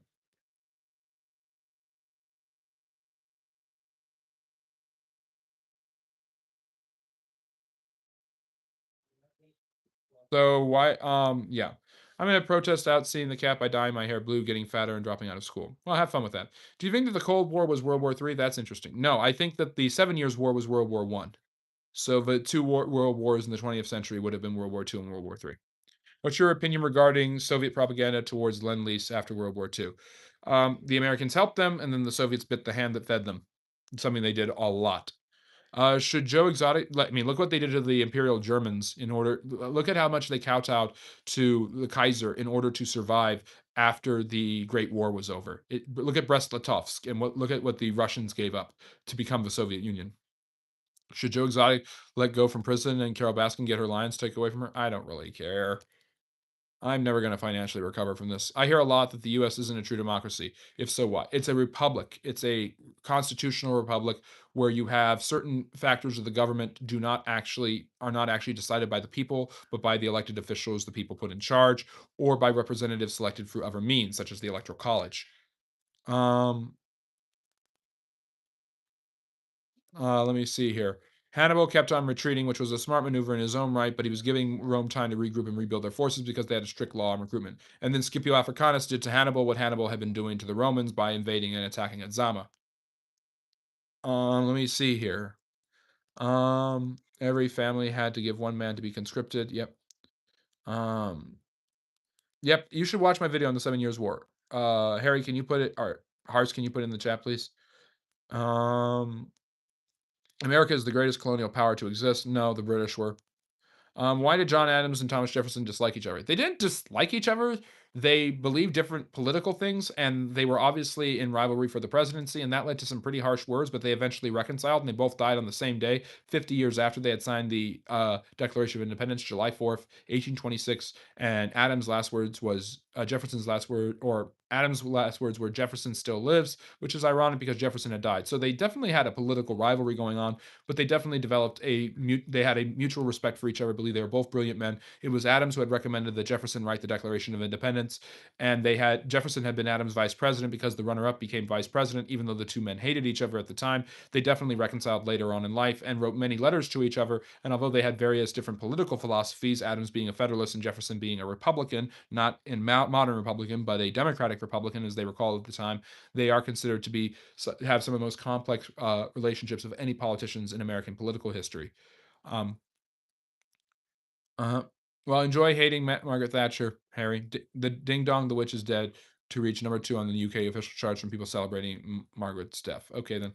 What are the systems in place to stop America from falling to an insurrection? I heard from other online spaces that America has systems to prevent it from falling to a coup. Well, that's what the 14th Amendment does, because the 14th Amendment is a not only giving citizenship to those who were born on this country in this country, but also and to the former slaves, but it also set up punishments for insurrectionists, and that's what the Confederates were called. So, because the Civil War was considered an insurrection and a rebellion against the American government militarily, constitutionally, and legally set up parameters by which to prevent future insurrections from overthrowing the American government. Basically, to prevent another civil war from ever happening. So, so anyways, Um, um, the Maggie Thatcher song is like Scotland's second national anthem. Sounds about right. Anyways, other questions about history or social studies. We have another, 45 minutes or so. So we're going 2 hours. And we've had some good discussions so far. I may need more coffee at this point. But you guys have all been bringing up some really good stuff that I've really enjoyed. And if you've enjoyed this, please double tap that screen and subscribe. We won't be again, we will not be here tomorrow for our 3 p.m. Q&A, but you can vote on YouTube for our live stream lecture, and I should be here at 4 p.m. Eastern on Sunday to do that. Thoughts on the trend between detailed architecture versus today's undetailed modern architecture? Brutalism and postmodernism and structuralism influencing the art world. It's that simple. Um, Rather than following particular parameters, you eventually decide that the parameters don't matter anymore, and that the way to follow the new parameters is to not follow the old parameters, and that's why you get and impressionism was the first step towards this. Although I love impressionism, but basically absurdism, cubism, postmodernism, modernist architecture and art, things like that were all part of it. Um, they're not necessarily bad art. It doesn't necessarily make bad art, but I think it makes pointless art. So you got the banana with the tape over it. That's why you've got Jackson Pollock, and I'm trying to think of that abstract expressionism. Yes, you're expressing your feelings and opinions, but can't you do that by painting or drawing something that we can recognize? If I draw a picture of Jesus, it means I have feelings about Jesus. So I'm not an expert in architecture. I'm only taking what I know of the art world and applying it to it. I should probably do a series at some point on art history. Who is the worst monarch in history? Ooh, Leopold II when it comes to repression and brutality. When it comes to incompetence, there's a lot. Edward II comes to mind, Caligula, um, King John Lackland. I'm just thinking in very European. Um, there's others. Louis the 16th. Why did Aaron Burr have to shoot Alexander Hamilton in a duel? He didn't. He egged Hamilton on, which eventually led to the duel. Do you think the Romans' employment of auxiliary for hundreds of years is a mistake? No. The auxiliary was what basically created a bridge between the civilians and the military. Your opinion on it? I'm not going to give my opinion on art. I understand why people do postmodern art and modernist art and post and structuralism in their art. It's not my favorite. Impressionism is my favorite. I love Van Gogh. He's probably my favorite artist. Um, no, I don't. I'm sorry, how to. I've never heard of him before. Do you have a video about the War of 1812? I only know a limited amount of the basics. I have an entire debate my moderators did on the War of 1812, and I have several different videos, including my presidential video on James Madison. I don't know if I have a long form video on the War of 1812, but I have plenty of shorts on it. And I talked about it, and I have a live stream lecture about it. So go for the archives and you'll probably find it. But you hate Mozart. I love Mozart. Mozart's great. What are the incentives at present to put a satellite constellation in a black hole orbit? I don't know if that's going to be done anytime soon. I think cookie cutter buildings and homes are odd. I don't really like it, but I know it's necessary. Why won't you give your opinion on architecture? It's not political. Because I think it might tip my hand to social things that I don't want to discuss. But there is a lot of the cookie cutter homes that was to create Levittowns. That was for ease and stability.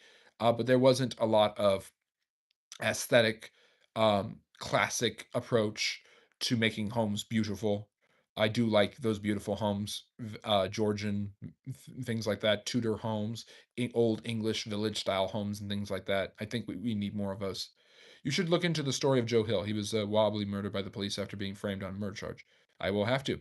I need a moderator to speak to. It's important and urgent. You have a moderator in Harson. You can also join the Discord to talk with my moderators and me all the time about tons of different stuff.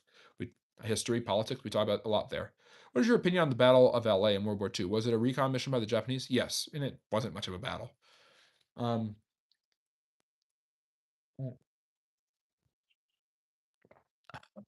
what else do we want to discuss? What else do we want to go over?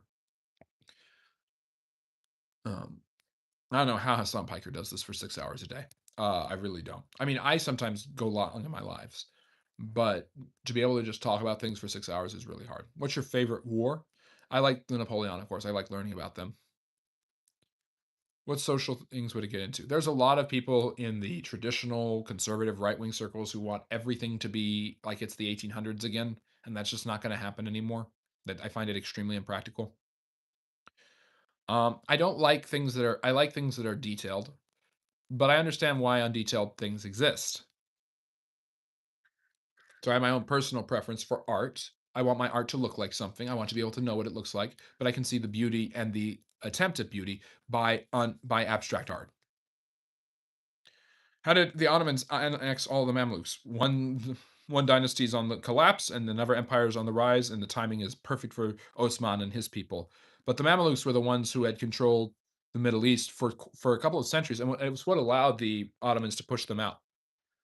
Um, it's because Hassan can't have these types of discussions which require a brain. Well, Hassan's an extremely intelligent person. Hate him all you want. I don't get what it's with people who are clearly on the right who just, oh, Gavin Newsom is stupid, and AOC is stupid, and Zoran Mandani is stupid, and lefties are just all stupid. No, they aren't. They're formidable. People like Mamdani, Cortez, Newsom, they're attractive, they're smart, and they're very eloquent. And the right can't just write them off. Just word to the wise: don't write off your political opponents. It never goes well. Don't look at what happened to Hitler after the beer hall push. He seemed like he was DOA, and then Hindenburg had the bad idea to put him in charge, which I actually feel sorry for Paul von Hindenburg. If he had seen what would happen to Germany after his death, he would have been shocked and horrified. Hindenburg did not like Hitler. The Germans were actually trying to moderate Hitler and control Hitler, and they thought that by controlling him, by putting him in chancellorship, they could keep him under wraps. And then the enabling acts happened, and then everything went to hell. Theodore Roosevelt, the Republicans thought they could he was just a cowboy and they had to neutralize him. So they made him vice president to McKinley, and then McKinley gets shot, and then he becomes the greatest president in history, maybe, or at least one of them. So don't underestimate someone.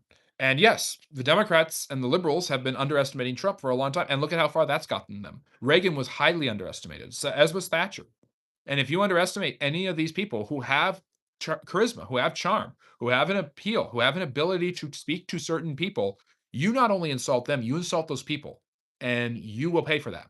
That's just the historical lesson of politics. Do not underestimate someone with a following.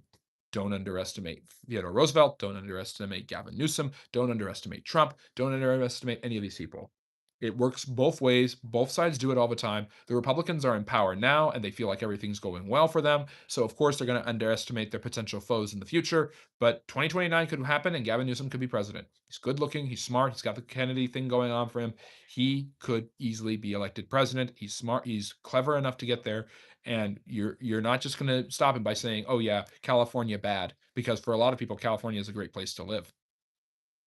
Hassan Piker is a leftist streamer. He's very good looking. He's very intelligent, and he loves to do 6 or 7 hour long live streams. He's pretty controversial. He's advocated for political violence against his opponents, and he has basically made excuses for socialism and communism. Let me see here. Mamdani, Newsom, and other liberals aren't smart or handsome. They are tricksters. They are people who con everyone. I'm sorry. I don't agree with everything that Zoran Mamdani has said, but I've listened to him speak, and there is a lot to admire from just an objective standpoint of if I were to teach a class on how to be a politician or how politics works, he is a good example where it's like I would tell my students, that guy is a good politician. And maybe there is a lot of con artistry and demagoguery and manipulation, but there's charisma, there's charm, there's the body language these people. It's not just the one liners. It's the body language they use.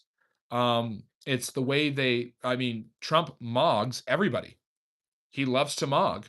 He mogged the Republicans to basically make him their leader in 2016. That term didn't exist 10 years ago, but it's true. And Mamdani mogs and Newsom mogs. I mean, these people have a aura about them, a cult of personality, if you will, that they use subtle body language, articulate measures, rhetoric, and things like that. Whether you like it or not, whether you agree with it or not, you have to admit that it's happening. That's all I'm saying. And to underestimate that happening, it only gives more credence to it. For the longest time, Trump's a felon, Trump's a criminal, he's not gonna go anywhere, he's gonna go to prison after Kamala Harris gets elected, which was never gonna happen because people are stupid. And then Trump wins in a pretty convincing manner and embarrasses her. Um, And by the way, you can go back. I'm a historian, but I did an entire video where I did one of those maps where I predicted exactly what would happen, and I was only off by a couple of states. But go back and watch that. Hars, if you could put that video in the chat, that'd be interesting. I predicted Trump was going to win. I didn't necessarily, well, that's, I don't want to say more, but I didn't necessarily see it happening the way it did. But I remember driving home that night and listening to results, and I'm like, yeah, he's going to win. It's not going to be close. And I did not. I mean, you really look at the way things go. Never underestimate your political opponent, because once you underestimate him, he comes back. Grover Cleveland did it. Theodore Roosevelt did it. Every great American president has been underestimated. Lincoln had almost no chance of becoming president in 1856. 4 years later, because of his debates with Douglas, he's president. And the South is whining about it. And they also lived with this notion of it could never happen. There is no such thing as it could never happen in history.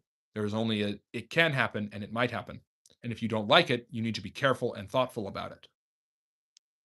So I wouldn't say Hassan is extremely intelligent, maybe charismatic, but the eloquence isn't there.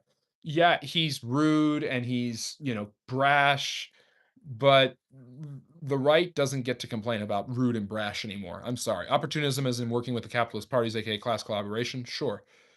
It's just propaganda stuff with Hassan. It's utterly boring from both sides. I'm tired of the politics too. I really, really am.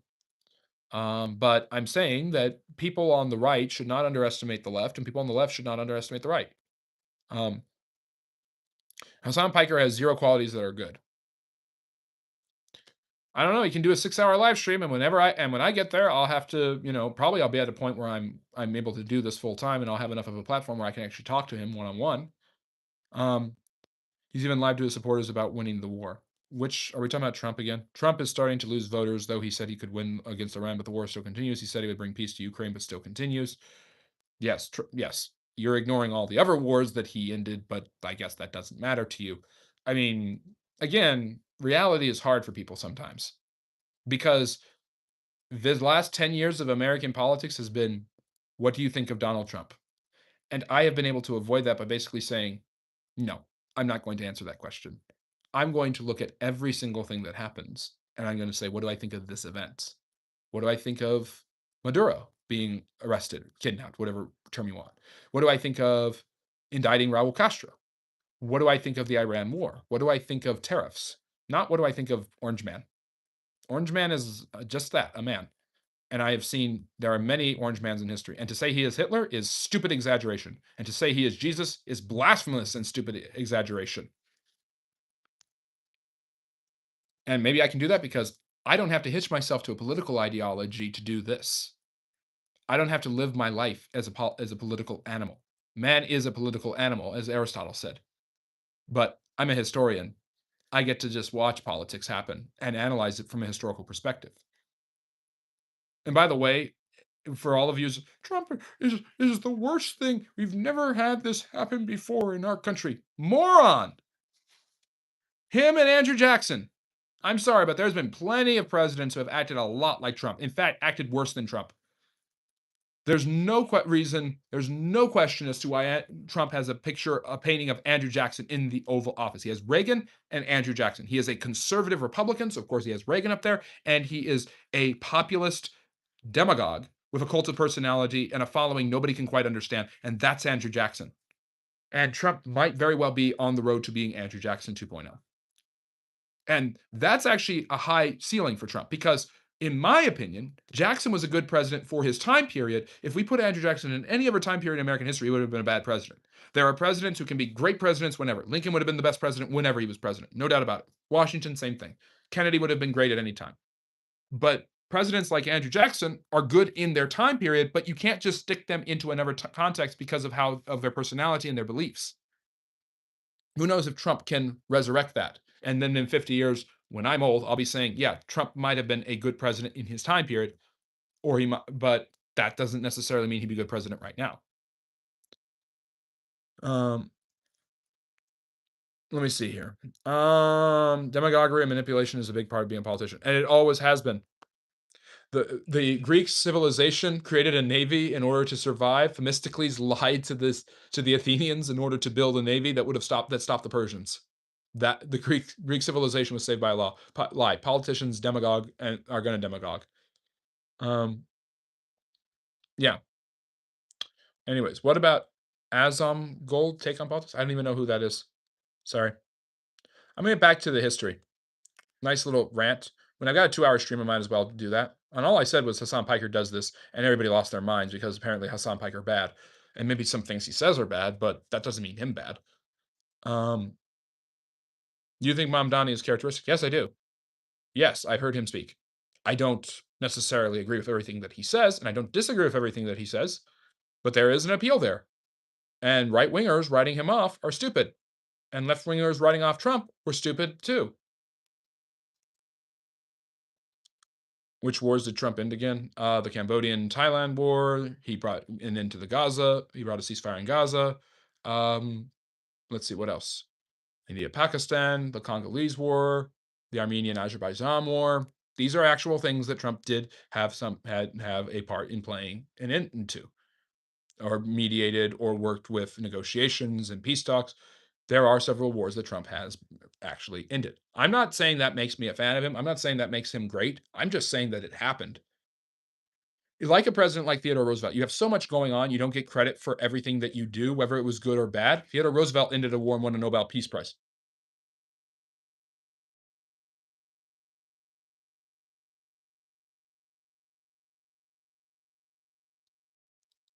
So, anyways, um, reality is very hard for emotional peasants. Yes, I wish I. You know what? I want that on a T-shirt. I'm gonna. That's gonna be one of the products we sell. Thank you, Jason. And by the way, Jason has an emoji because he's a member. So just putting it out there. Um, Let me see. You seem wise. Do you feel the armed men of the I don't even know what you're talking about, Joplin, and I don't know why you're screaming all of it. Bob Dylan said we've lived in a political world. That's true. Let me see. Mondani is definitely charismatic, making him an ineffective politician. Are his policies good? In my opinion, no. And New York City will reflect that. Yes, Celebs, I think that's a very fair perspective. Andrew Jackson and Trump are not the same or similar. I'll die on that hill. Trump is more similar to Nixon than Jackson. There are definitely a lot. So Trump probably has 3 American presidents he deserves to be compared to: Theodore Roosevelt, Andrew Jackson, and Nixon. Now, 2 of those men are considered some of the on the top tier, and one is considered absolute garbage. But that's not a fair tier. Andrew Jackson is highly overrated. I think Theodore Roosevelt is a little underrated because he's really actually, I think he's the 3rd best president. I don't think you can pick anyone other than Lincoln and Washington who's better than Teddy Roosevelt. At the same time, um, Nixon is getting kind of a reboost from right wingers who are kind of trying to justify Trump. But yes, Trump and Nixon have a lot in common. Trump and Nixon both believe an election was stolen from them by a corrupt political machine committed to destroying them. They both believe they were targets of political hit pieces by their enemies, and both have used conspiracy theories in order to justify being victims, in order to justify their victim mentality. That's definitely the case. Nixon believed that he was targeted by Watergate and by other things, and was an enemy of the people in real seats of power behind the throne and the media and other institutions. That's why he had an enemies list. And I will say that Nixon and Trump do, and Nixon, and of course Trump believes the deep state's out to get him. I do believe that Trump and Nixon share one interesting thing for sure, and that is an obsession with what people think about them. And I think that's their weakness. Nixon had his enemies list. Trump has, look at what Trump did with Colbert and stuff like this. There's definitely a, I have to tweet about this person because I'm angry right now because they said something mean about me. So therefore, I'm going to say something mean about them, and that's where we get the mean tweets thing. Whereas Nixon would also do stuff like this all the time and constantly manipulate and work from behind the scenes about people. Um, Both of them are not stupid. They are both very smart politicians. Trump says he's not a politician, which is exactly a political move, by the way. So, yeah, I do see some similarities between Nixon and Trump, Jackson and Trump, and Theodore Roosevelt and Trump. All three of them all 4 of them very irascible personalities. Oftentimes get themselves in trouble by putting their foot straight down their mouths into their throats. Um, Let me see here. His policies are decent, but they are weak because he is working with a capitalist party who will strip his policies to bones. Okay. Afghanistan was a literal surrender. Venezuela was a tactical spectacle with no strategic benefit. I can see Nigeria was a bombing campaign. Why can't Republicans just accept that gender affirming care is the next step for our country? Borders are a myth. Oh, for goodness sake. Let's go back to history. Asmongold is a streamer who has a centrist view that sometimes lean more right way or left way, very anti Hassan. Both of them have spoken a lot about them. I don't know Asmongold. I've heard of him. I've heard of him, but I've actually not watched him. So Do you know about the Spartacus Party? The Spartacists, this not Spartacus, Spartacists were the communists in Germany after the Great War who tried to overthrow the Weimar Republic. I think that was the one good thing that Biden has done was pulling out from the Middle East. Yeah, not in the best of fashions, but yeah, sure. Um, we okay. Let me get back to the history. It's my fault because I went into all this, so I'm not mad about it. Always impressed me how two tiny Italian Republic of Venice would go toe to toe with the Ottoman Empire's navy and win. Well, that was because you had the support of the Habsburgs, the Holy Roman Empire, the Austrians, the Pope. You had the Holy League was pretty overpowered. Look at Lepanto. What's really cool is what the Knights Hospitaller did at Malta in 1565. 300 of them beating a much, much larger Ottoman force. The deep state exists. Yeah, yeah, yeah, whatever. Who are the deep state? Freemasons, the Illuminati, or the wealthy families like the Rothschild? It's whoever Trump wants his people to think they are. Didn't four European galleys fend off like 20 Ottoman ships? I'm sure it's during the Battle of the Golden Horn. It might be then. I'm not sure. Um, I'm not saying that the deep state does or doesn't exist. All I'm saying is that is what Nixon and Trump have both seen as target. And by the way, Andrew Jackson believed that the 1824 election was stolen by John Quincy Adams. So once again, you have another issue of stolen elections and things like that. Whereas Theodore Roosevelt, as the anomaly, not one, ruined the election by running in 1912, which gave the United States Woodrow Wilson. So if you hate Woodrow Wilson, you got to look at Theodore Roosevelt and say that was his fault. What is your favorite historical period? Late 19th century Russian and European history. What was the deal with Huey Long? That's politics and history, right? Yep, demagoguery at its best. What is it? All the King's Men is based off of him. That famous movie. He's basically a demagogue who mixed kind of leftist populism with democratic machine politics in Louisiana. And through his eloquence and through his advocacy for the little man, was basically able to become one of the most powerful politicians in America at the time, and was seen as a rising star in the Democratic Party. But demagoguery, corruption, things like that, eventually caught up with him, and it ruined his political career. I think he died in office. It was the largest battle in the medieval era. The largest battle?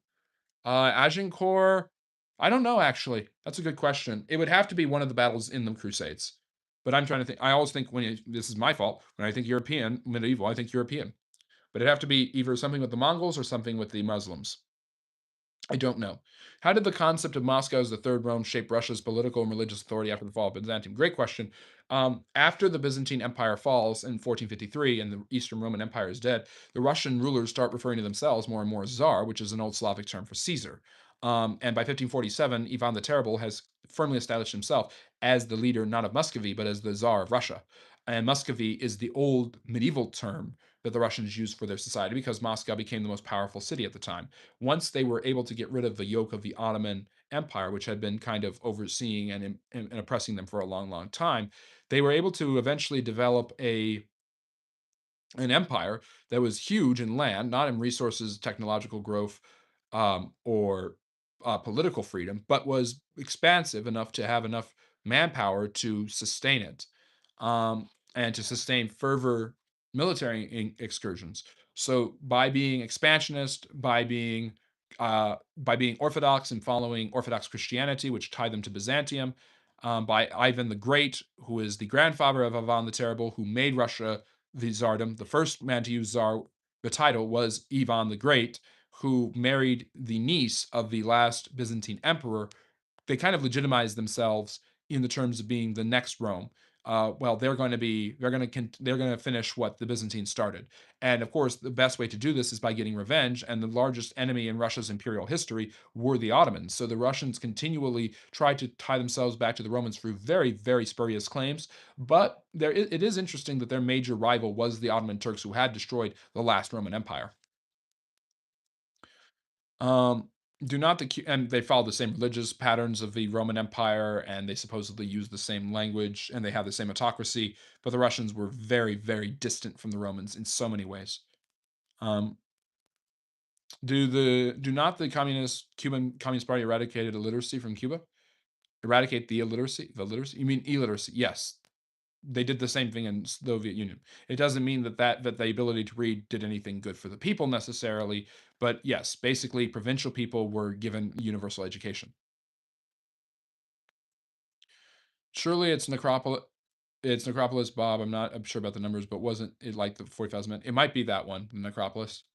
Was the rise of ISIS an American failure? Yes. The power vacuum created in Iraq and the failure to properly manage the country after the fall of Saddam Hussein created power vacuums, and eventually one of these vacuums was filled with the most radical Islamic terrorist group in human history. At least, well, kind of parallel to Hamas in terms of radicalization. Independent observers, experts, fact checkers, and peace researchers generally disagree with your view on Trump ending wars. They are wrong. I'm sorry. I was there. I lived through it. I watched it all happen. Um, I've seen the experts and the fact checkers get it wrong.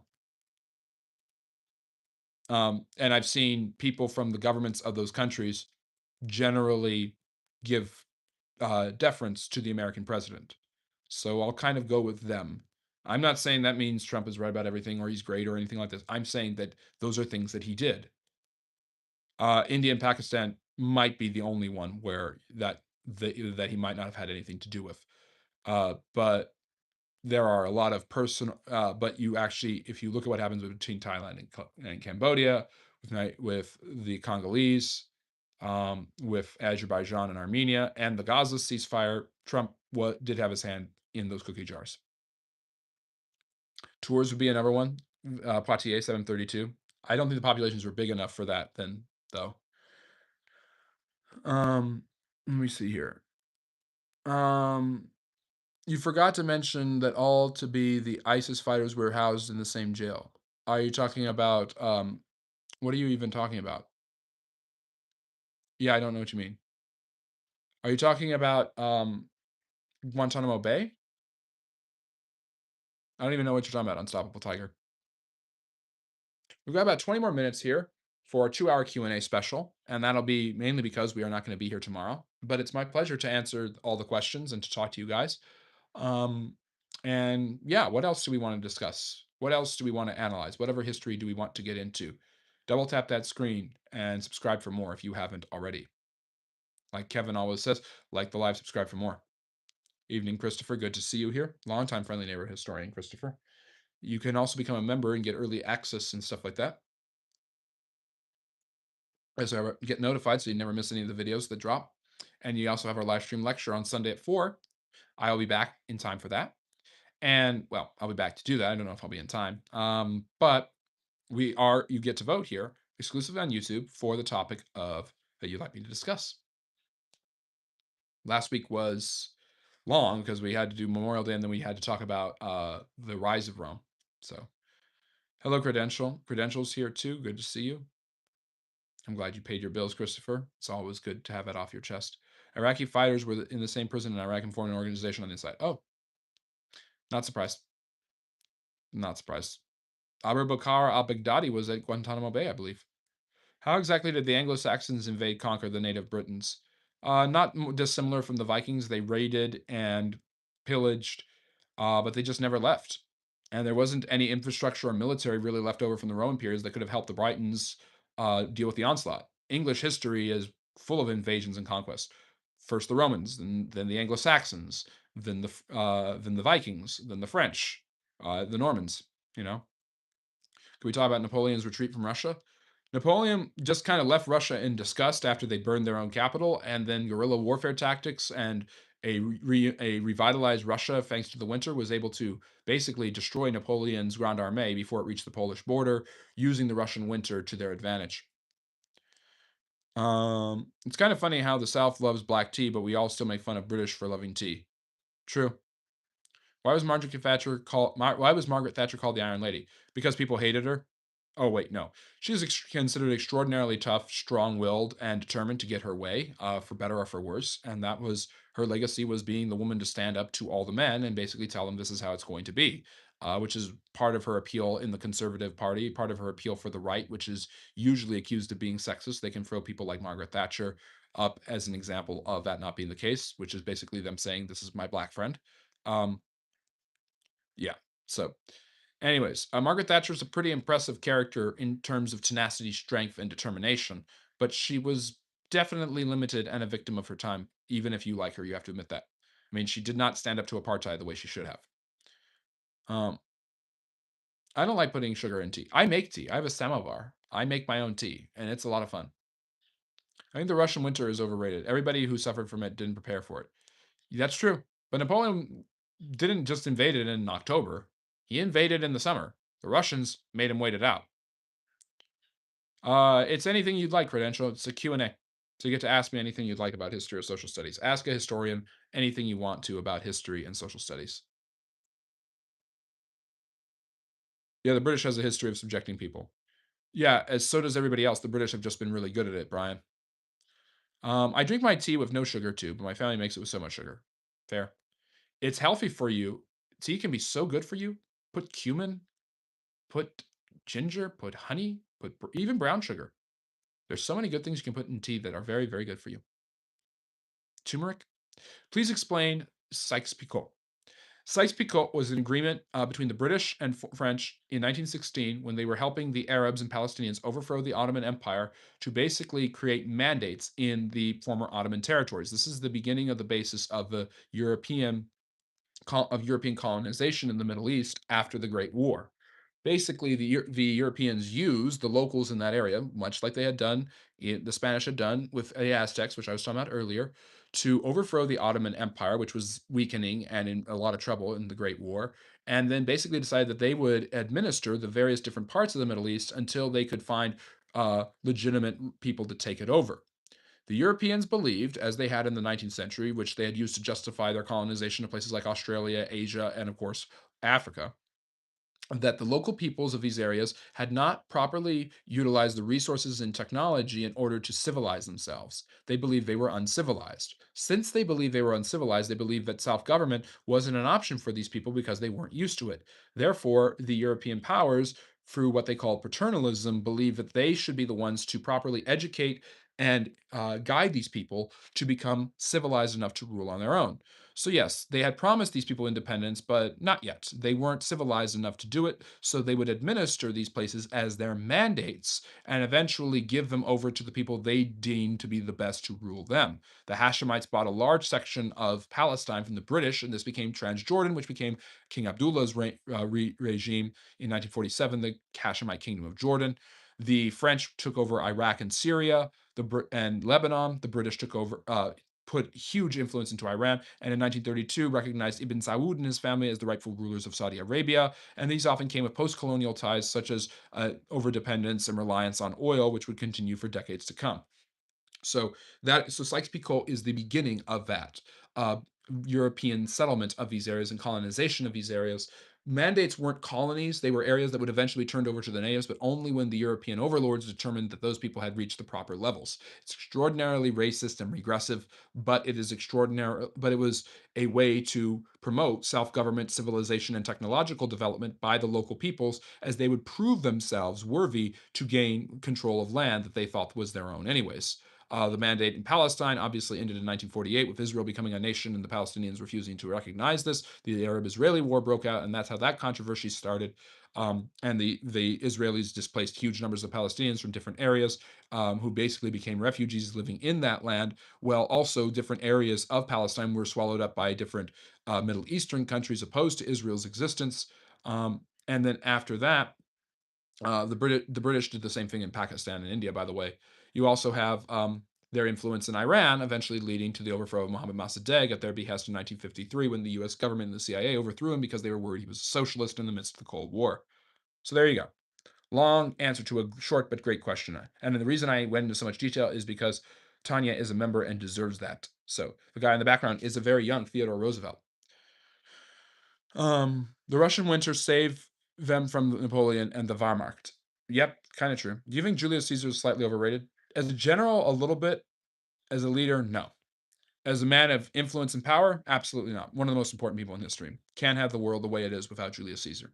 What's that one Disney movie about the Bolsheviks storming the Romanovs, but they get so many details wrong? Anastasia, which is this idea that the Princess Anastasia uh, subverts the magician Rasputin, who's kind of a discount Jafar. It's all nonsense.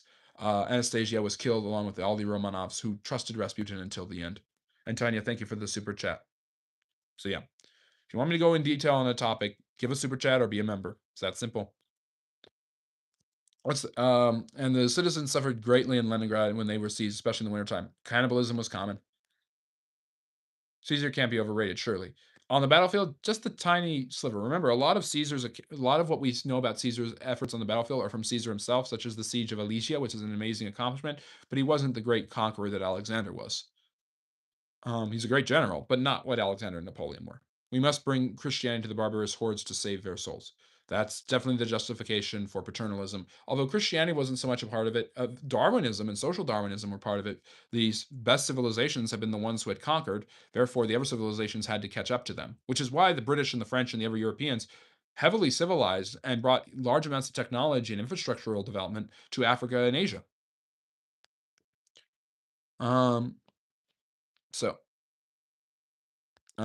white man's burden is what it was called in the US. Yes, well, that's not a US term. That's a Rudyard Kipling.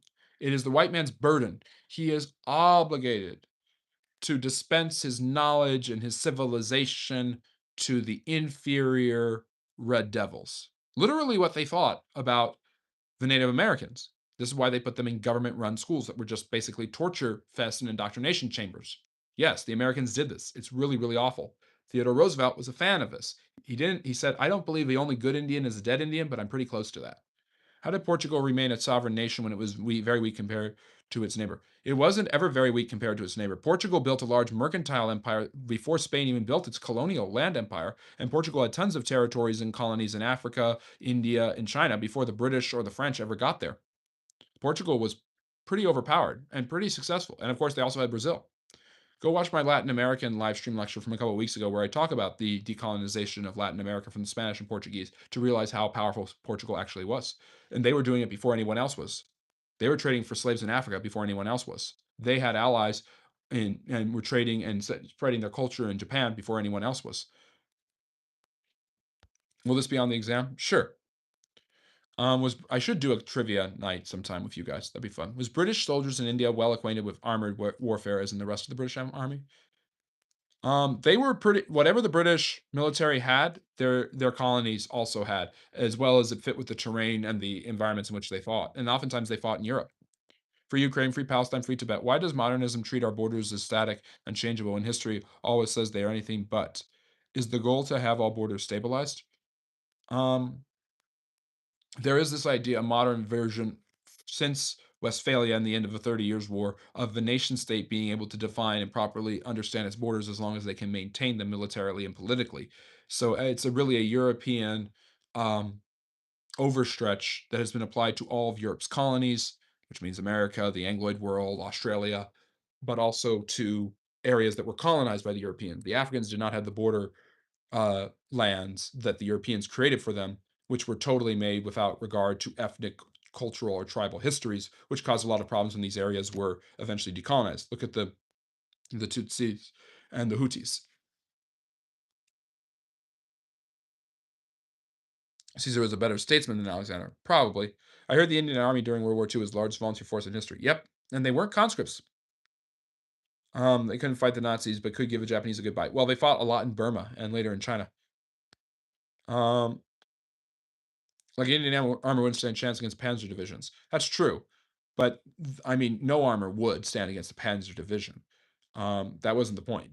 Tank warfare was a completely separate set of things. Oh yeah, Portugal got its independence from the Muslims before the Spanish did. It's mainly because of Al Andalusia and the Muslims controlling Spain and Portugal and the Iberian Peninsula that Spain never came to dominate Portugal. Although there was a time when there was a union of the crowns there, the Iberian Union in the 17th century under the Habsburgs. Not surprising that it's the Habsburgs. From what I understand, Portugal and Spain just had good relations and learned to expand and carve out the world. They weren't always on good terms. Look at the Iberian Union as a good example of why the Portuguese hate the Spanish. How did the Hussites beat the empire back? Are you talking about the followers of Jan Hus? I mean, the Bohemians? They struggled with fighting against their Catholic overlords well into the 17th century. Look at the cause of the 30 Years' War when they threw Catholic representatives out of Prague. Yeah, it's going to take more than anything to kill a boom moose like Theodore Roosevelt, who got shot during his own speech and still delivered it because he was the goat. Did Winston Churchill's decision to change the British Navy from coal to oil start the turmoil in the Middle East? I don't know if it. Yeah, that might be part of it, but the Middle Easterners were not just being forcibly having their oil forcibly extracted by Europeans. They realized it could be an extremely lucrative business for them. The Saudi. That's why the Sauds eventually founded the OPEC organization. The Boers were the coolest people to ever exist. They were pretty interesting. What they did to the blacks in South Africa after the British left, not so interesting. Was the Yamana Empire the Aryans the Nazis were thinking of? No. I don't even know what that empire is. Is there truth to the idea that African slaves were ideal because they were genetically more durable in the sun? Um, I don't think so. I think it was just they could resist the diseases the natives couldn't, and that's why we could enslave them. And why let them go if they're on another continent? And eventually, skin became more and more of an issue. I don't think it was ever really, oh, they have black skin, they're used to the heat. Although that might have had something to do with it. Race was it was more business than race at first. It's just crazy to go against all that and do fairly well. True. The Dead Warrior Society also has a good podcast series on El Cid from the Reconquista. El Cid and the Spanish and how they went from a little tiny dot to basically in the mountains in the Basque area to basically retake all of Spain. It's pretty incredible. All right, but it took 8 centuries, so it makes kind of sense. What was the political landscape of America as it drew into the 20th century, just after the 1800s and on the eve of the Great War? What were the political debates going on? I mean, progressivism versus conservatism, big business versus tariffs. Um, yeah, how much government is going to be involved in the handling of our lives and our economy was a huge issue going into the beginning of the 20th century. And this man was instrumental in finding a balance between the two of them. I read it from a Muslim scholar that it was very soon as animals and were fit warriors, so they used the Western Africans to fight against the Christians. That sounds about right. I wouldn't be surprised. Muslims had very retro. Europeans certainly had extraordinarily paternalistic, racist, and retrograde attitudes about Africans, but the Muslims did too, and believed that they were better at being slaves than the Middle Easterners were.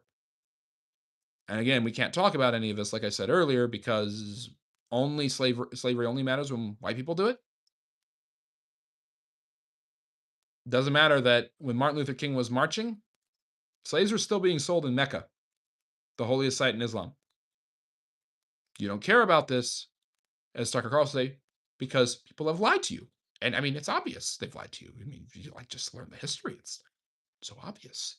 I mean, everybody knows that. And if they don't, then they're lying to you too. I think it's really incredible. I saw a picture with the caption, "The Polish cavalry was no match for the German tanks," showing the cavalry. Funny but sad. The winged hussars and stuff like that were pretty great, but when you've got them invading your country and you're just sending off cavalry divisions to try to deal with panzers during the Blitzkrieg, yeah, that's a failed idea. Um, they were more of a Stone Age confederation based in Europe than an empire.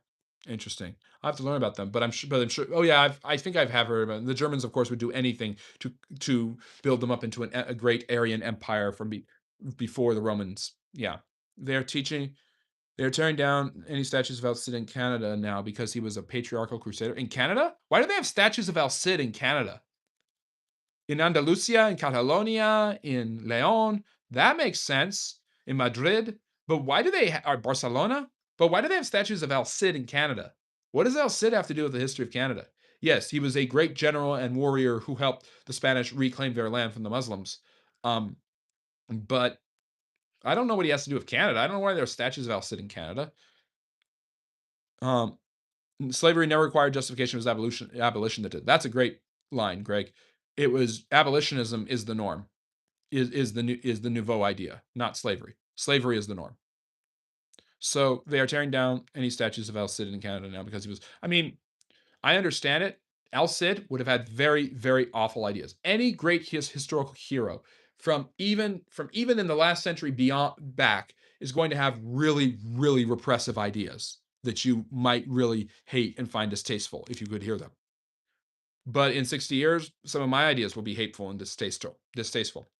And I don't, if they build a statue to me, friendly neighborhood history statue outside of history land, um, I don't want social and next with the capital of social studiesburg, I don't want that statue to be torn down.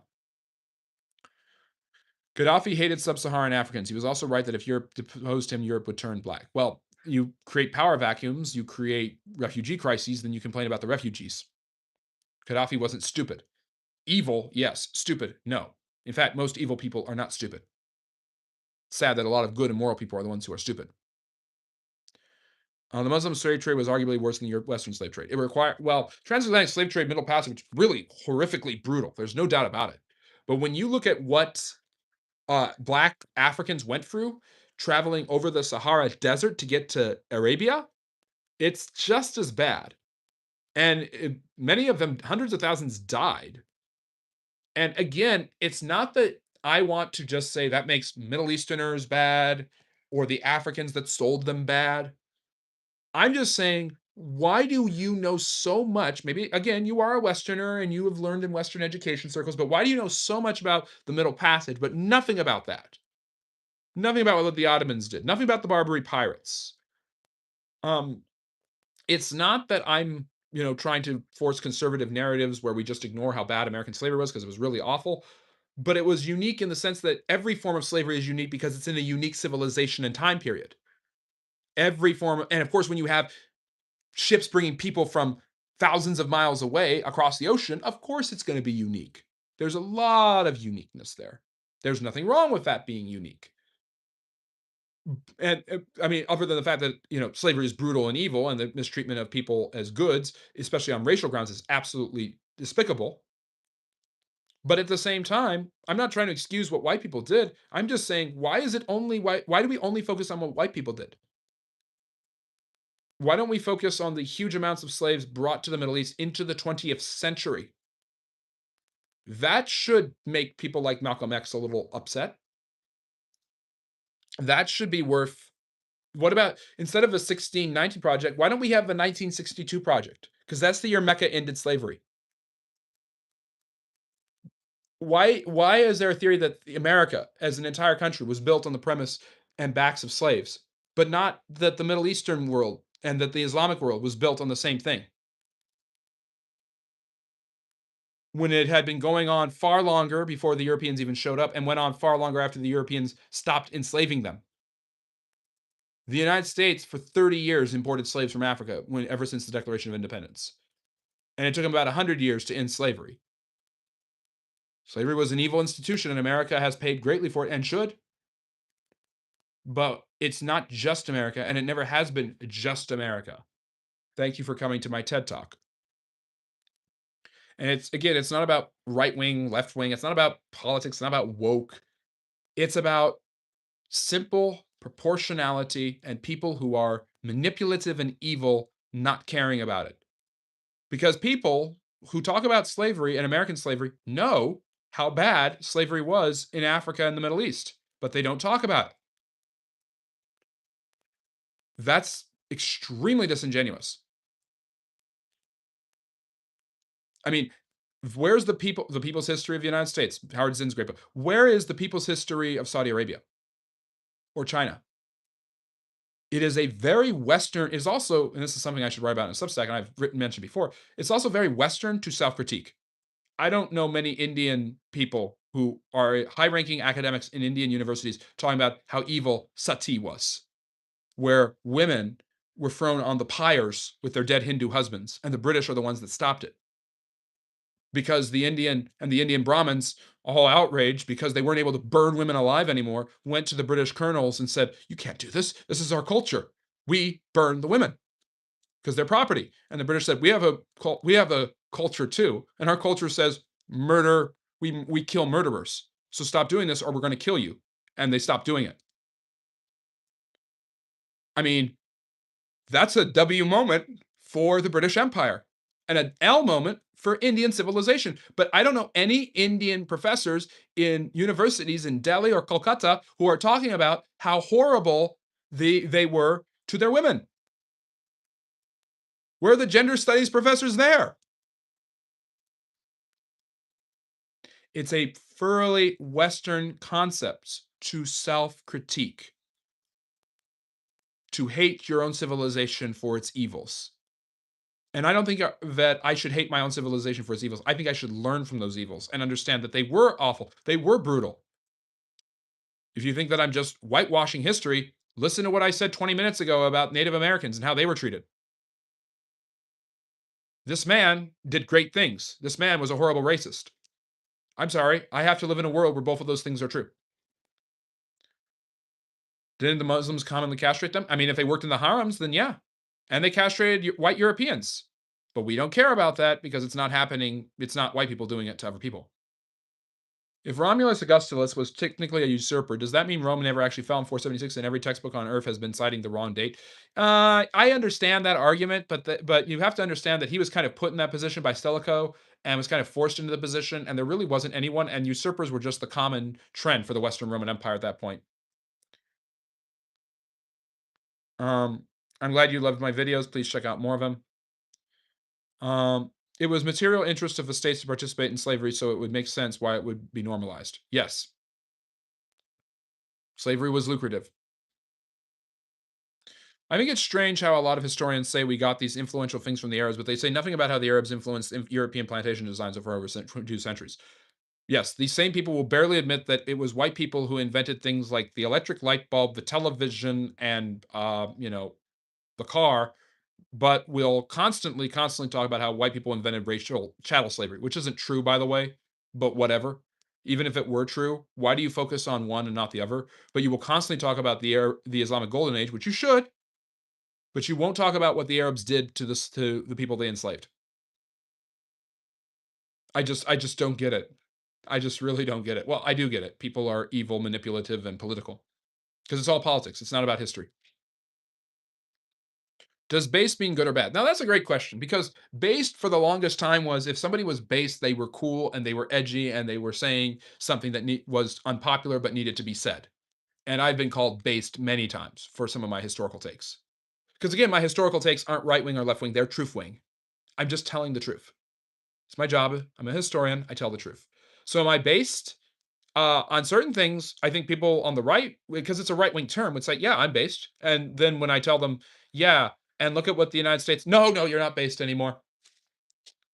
Or I think that Trump's kind of a jerk because I've studied U.S. presidential history and presidents don't act like this. Oh no, you're not based. Yeah, I mean, based means you're based in reality, from what I understand of it. So it used to mean good things, but now it's a way, but it has become more negative because people who are based are right wingers and they get criticized by the mainstream. And if you're based, you might have some racist ideas. So, um, of liminal space, since the Backroom movies came out, what's the history of liminal spaces? I don't know what you mean by that, Loa. I love that term, liminal, one era to another. There was nothing unique about chattel slavery, as Nordic thralls were also chattel. Yeah, in fact, Columbus knew about Muslims who would enslave Icelandic peoples. He also knew about some sort of land they had discovered, and he thought it was India. Could I ask, do you know much about the Prague slave market? No. I don't know about individual cases, but I do know that by the way, slavery in Europe, very common. Whites would enslave others all the time. In fact, the efforts by the Catholic Church to Christianize England were because of slaves who were brought from England, the Angles, who actually started the slave trade. There are so many different, which slave trade? Now I'm gonna, you know what? From now on, when people talk about slave trade, I'm gonna say which one. The transatlantic one is the only one you know about because you have been pushed this narrative that it's only the slavery the Americans and the Europeans did that was bad. Not, and the more I study the history, the more I realize that yes, the Americans and Europeans did was absolutely disgusting and evil, and everybody else did it too. And there are worse examples, probably. Who actually started the slave trade? The Muslims. If you were talking about the transatlantic slave trade, the Muslims, the Arabs, and the Africans were already enslaving each other because people enslaved each other. The only thing that made the Europeans unique is the technology to be able to do it on a much wider scale. Did the Europeans, did white people, did Americans oppress minorities more than any other group in human history? Yes, absolutely, undeniable. Only because of the technological apparatuses that existed for them to be able to go to other continents and enslave and colonize them. It's technology. It's always technology. That's the only reason the Europeans they won. They won because of their technology, which eventually outpaced that of their native rivals. But they also want they also that technology was what allowed them to go to you can go to Africa, you can get slaves from Africa, then you can go to the New World, then you can go back to Europe, then you can go back to Africa. It's technology. Um, It's because white people learned to hate themselves, but everyone was bad at some point. Yes, there's also this self hatred among white people that's very odd to me historically. There's a lot of horrible things that white people have done in history, but I mean, the Chinese, the Mongols, I mean, are the Mongolians being demanded reparations because of what Genghis Khan did? Do you know what Genghis Khan actually did? Do you know how brutal the Mongols were? Do you know how many people were enslaved by the Mongols? Um, Huey Newton agreeing with that take is interesting. Wait, because well, that's because leftists of the last 100 years were not stupid woke people. And being woke doesn't mean you're stupid, but there are plenty of people who are woke who are stupid, just like there's plenty of people who are based who are stupid. But it's interesting that Marxists and socialists would agree with me because my take on history is actually pretty reasonable. It's only the Frankfurt School cultural Marxists that would push back on this. I would argue that they had more rights under the Islamic ruling, let alone that it's still a bad thing, even if, in Islam, if you agree. That's true. They had some more rights, but not that much more. And those were the ones who survived the desert. There is a reason why large swathes of workers point their blame downward towards welfare classes and not at the big chasers at the top. The blame cycle is manipulated. Blame is relative. Well, I'm not going to blame you for having that opinion. Brian, thank you for your super chat. I am a teacher. I'm not going to say more. I'm sure. Yes, I am the history bomb squad, getting rid of all of the historical myths and lies. What was lies and all of that stuff? I'm sure slaves were forced to convert to Islam. If they converted, they were actually freed. Islam cannot technically enslave. Muslims cannot enslave other Muslims. That's why they went to Africa in the first place. That didn't stop them from enslaving people at times. I mean, Sunnis and Shiites enslaved each other because they didn't believe that the other was a true Muslim. Interesting. Um, Are you a Jew? I've been asked that at the same time by the same person. No, I'm not Jewish. Oh, and by the way, before anyone wants to go down the Candace Owens rabbit hole, yes, Jews own some of the ships that were used in the Arab slave trade. I find it fascinating that someone like Owens, who got her start and became famous by basically dismantling the woke mob of, "Ooh, we should feel bad. Only white Europeans practice slavery this badly." Somebody who got their start doing that, debunking SJW kind of stuff, is now using their same logic and argument that African slavery. You know what? Actually, they were right. African slavery was uniquely bad because the Jews did it. That's just pure proof of someone becoming a loony anti-Semite. That you are now actually going against your own argumentation that made you famous in the first place because you have to hate the Jews. That's just that's just absurd stupidity, and as Christopher Hitchens would say, obscene wickedness. Are you a materialist Darwinist? I mean, I don't know what you mean by that. Am I a materialist? Yes, everyone's a materialist to one extent or another. We all realize that there's a material world out there. I'm not a Gnostic. This is all Jewish propaganda. Everything I have said is factually correct. Go and look it up. Fact check me. If I'm wrong, I'm more than willing to be wrong. But everything I have said, I hope, is factually correct. Jewish propaganda. Yes, Jews own some of the slave ships, and Jews were involved in some of the slave trade, just like the Europeans and the Muslims. Candace Owens didn't care about the white people being involved in the slave trade when she was working for PragerU and talking about and doing all the right wing debunking of this stuff. But now she does because Jews were involved. So therefore, any stick is good enough to beat the Jews over with, even if it contradicts everything I said 10 years ago. Because you're a loon. You're a lunatic. Who started the Roman slave trade? The Romans. And I'm reading a good book right now on it. And the Romans' practice of slave trade, I mean, 16%, 16 million people in the Roman Empire were slaves. 20% of the imperial household were slaves. Slavery was just the matter of fact thing, and Roman slaves, yes, had social mobility, could earn their freedom. So could American slaves, by the way. Frederick Douglass earned his freedom. William Allison earned his freedom and enslaved 3,000 black slaves. The idea that chattel slaves in America could never earn their freedom is nonsense. It didn't happen that often, but it's nonsense. And yes, slaves in the Roman Empire could actually ascend to great heights. Same in Greece, but most slaves never got anywhere near there. What is a Darwinist in that context? A social Darwinist is different than a scientific Darwinist. A scientific Darwinist just simply recognizes that the universe that this planet and its species evolve through natural selection in order to survive. A Darwinist, in the term of social Darwinist, believes that these civilizations follow the same patterns as biological species, and because of this, certain civilizations which have survived better in different climates and contexts have proven to be fitter. It's the survival of the fittest. The fitter species biologically survives, so technologically, the fitter species survives historically. Why do people always ignore that Muslims started the transatlantic slave trade? You've been here long enough, Caden, to know that I'm asking the same question without any answers. Because they don't care, they don't know and are ignorant, or they do know and they do care and they are lying to you.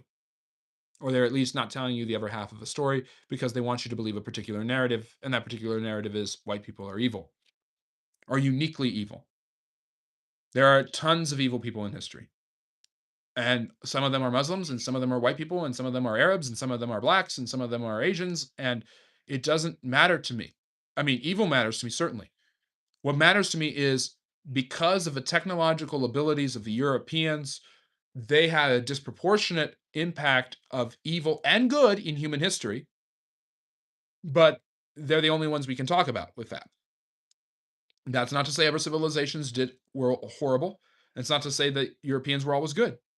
It's excuse me, it's to say, why isn't there people in India who are constantly lamenting what the Indians did historically? Where are the people demanding reparations from Genghis Khan and the Mongols and the Mongolian government?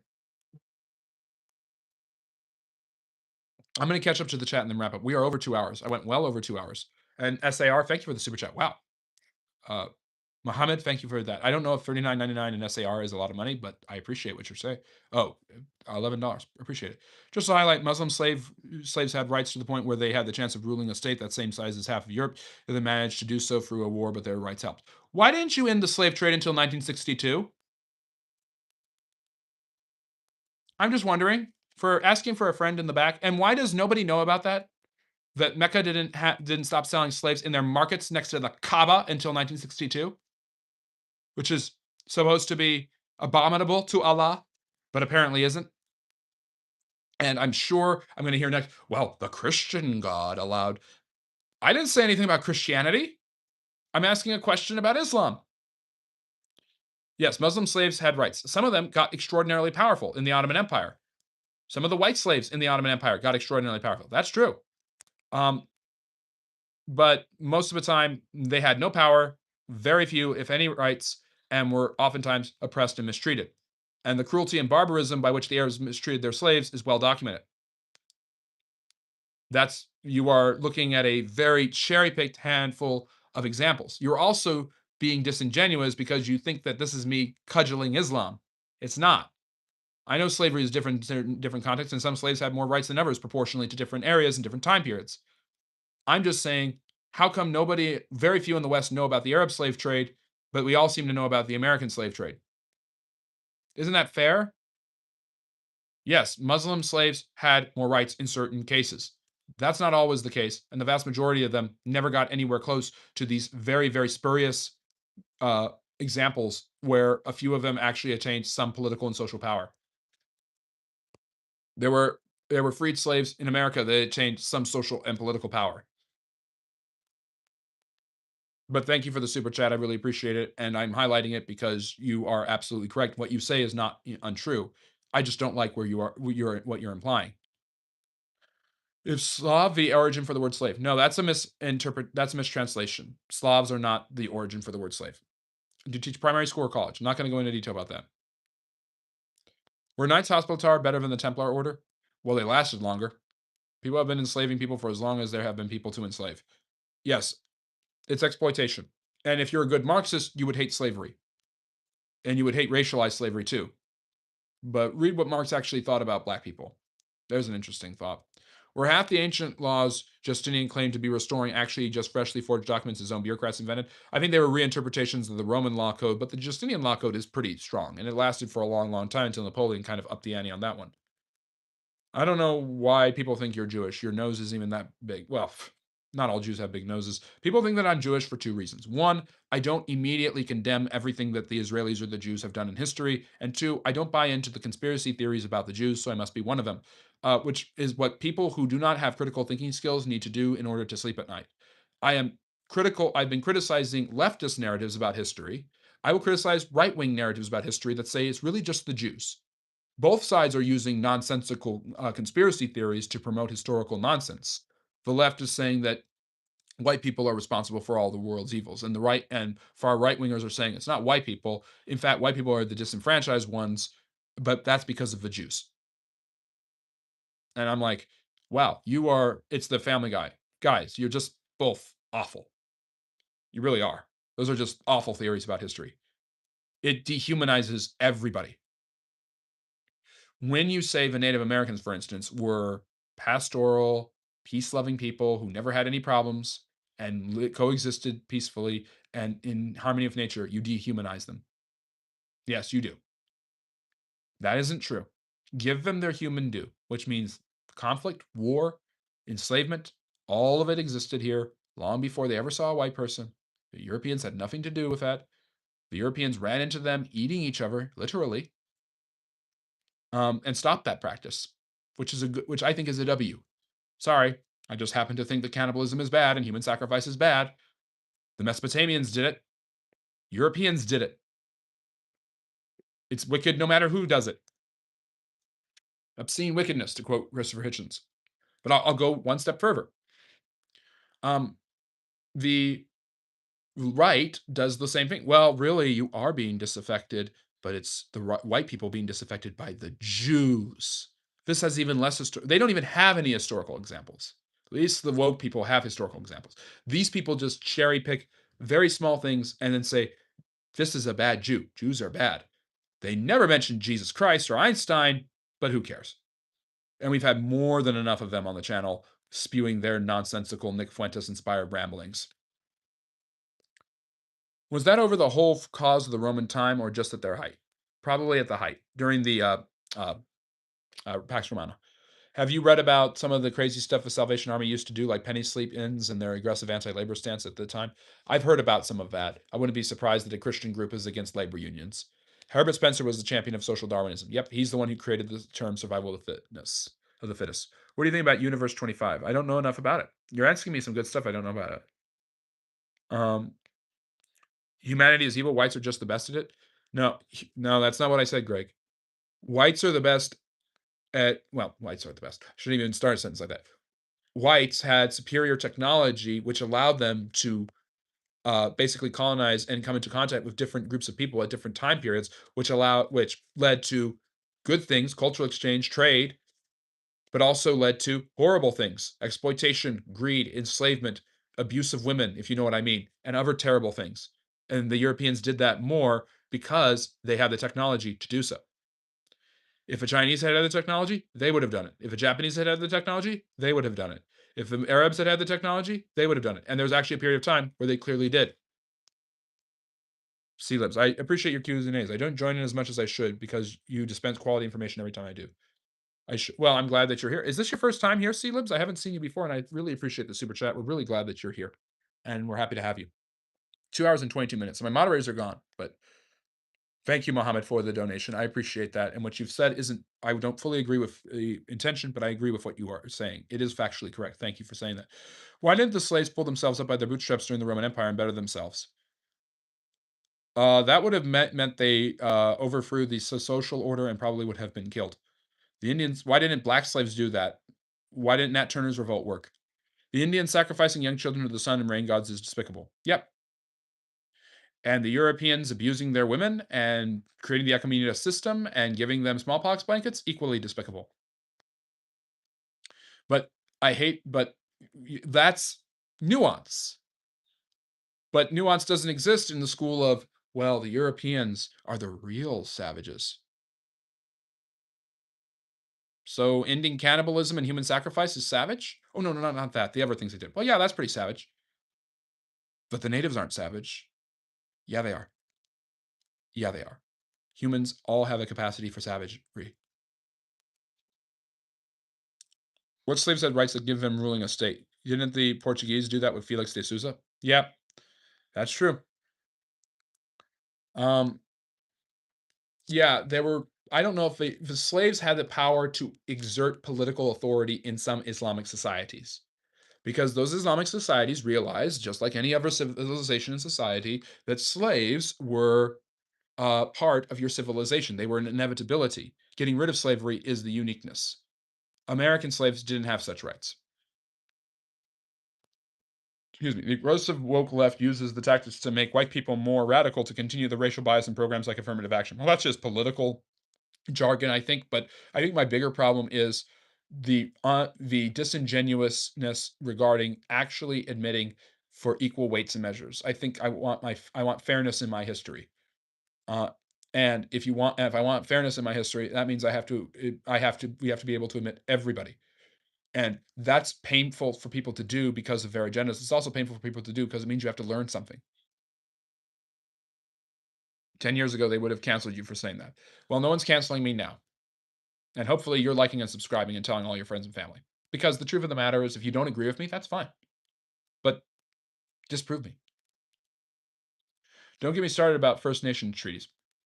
The natives were treated horribly in Canada. And by the way, the Apache and Comanches were treated worse by the Mexicans than they were by the United States. I don't hear anyone crying for the Mexicans to give reparations. In fact, I hear the opposite. I hear that the Mexicans deserve reparations. They deserve to be given back land where they were terribly mistreating the natives that the United States took from them in a war that they paid for.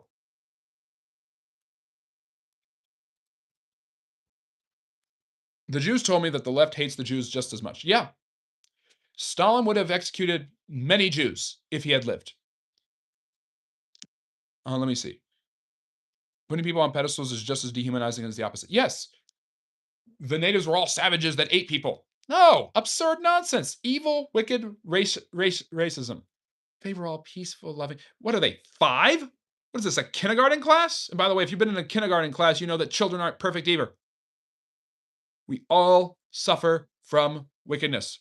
Whether you want to call that original sin or you want to call that the way we struggle to survive because we are creatures in a biological soup morass where we have to survive or we will be destroyed, whatever you want to call it, religious or non-religious, everybody suffers from it. It's called the human condition and it's a brilliant thing to study. And I've dedicated my life to it.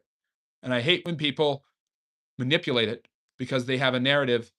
They're actually proving their wicked part of the human condition when they do that. But yeah, the Native Americans don't deserve to be on a pedestal, but nobody else does either. We all suck. That's what George Carlin would say if he were alive.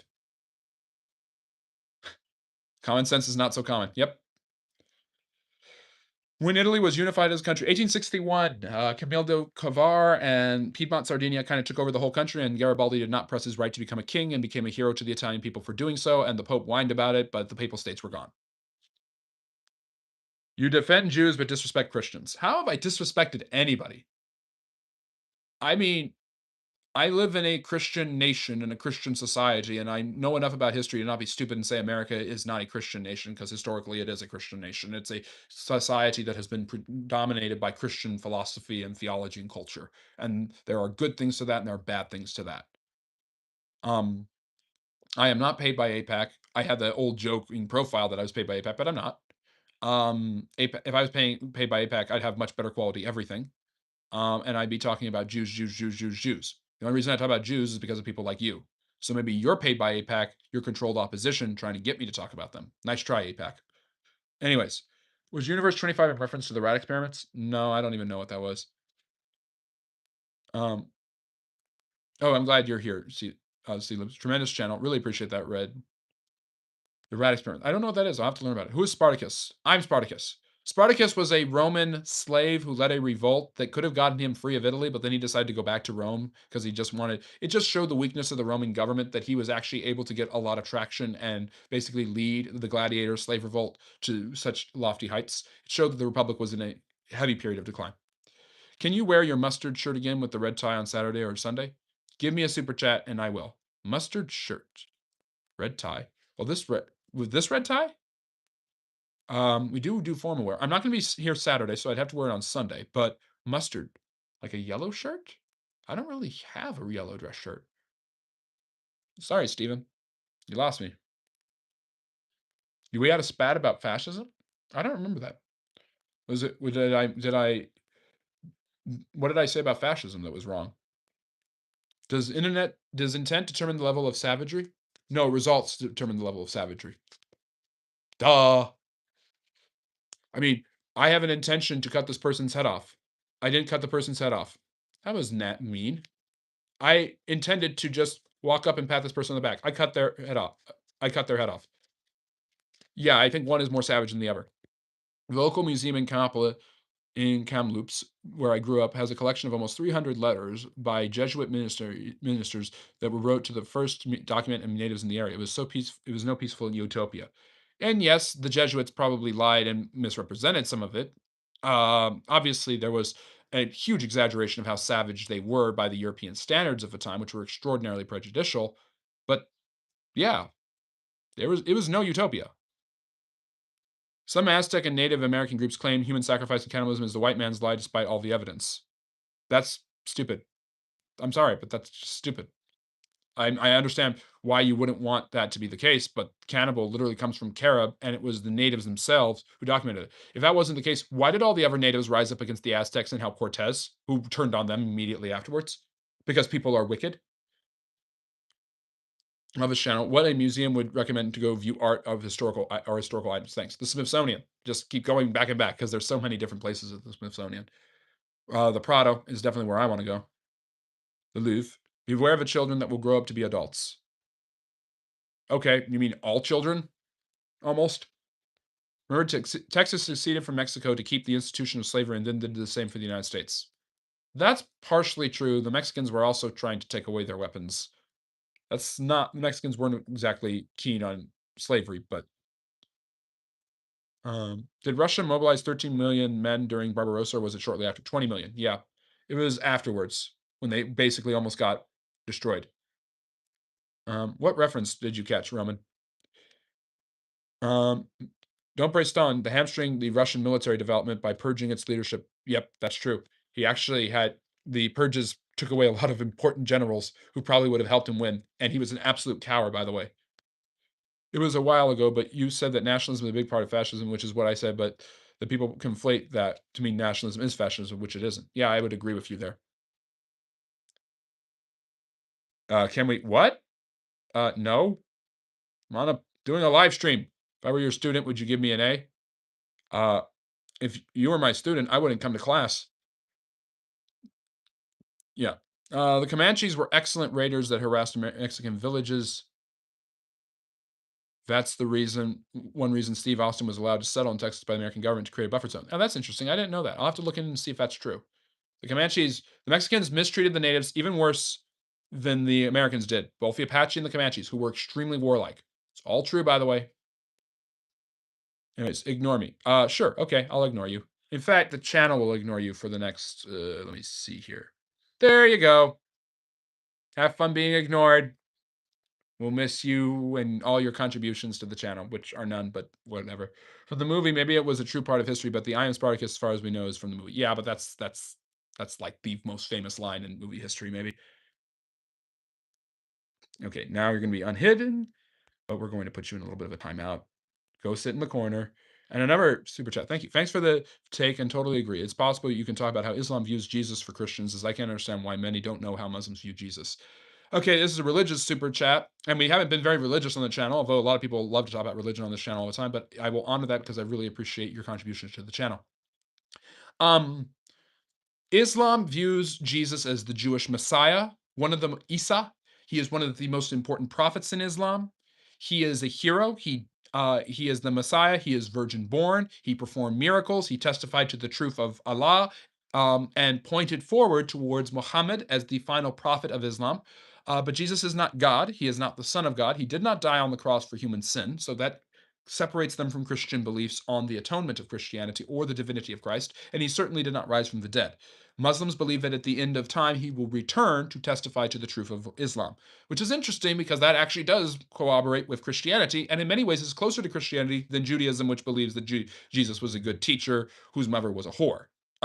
Yes, that's what Jews actually believe. And yay, I guess I get base points with you right wing nut jobs. Um, so, uh, but yeah, that's a basic idea. And so the Islamic credo of faith, one of the five pillars, is there is no God but Allah, and Muhammad is his prophet. Muhammad is not the only prophet; he is the last prophet. And Jesus is one of the other prophets, just like Moses and all the heroes of the Old Testament in the Bible. And the people of the Dijin, I believe the Dijin is the term for the gospel, the Christian gospel, are people of the book. They are followers of Allah, and the Muslims believe that Allah is the author of the Bible, that it is the word of God. And they also believe that the words of Allah cannot be corrupted. However, Islam also teaches that the Bible has been corrupted. So that's a little bit of a paradox, in my opinion. But regardless of that, Muslims hold Jesus as in a high view.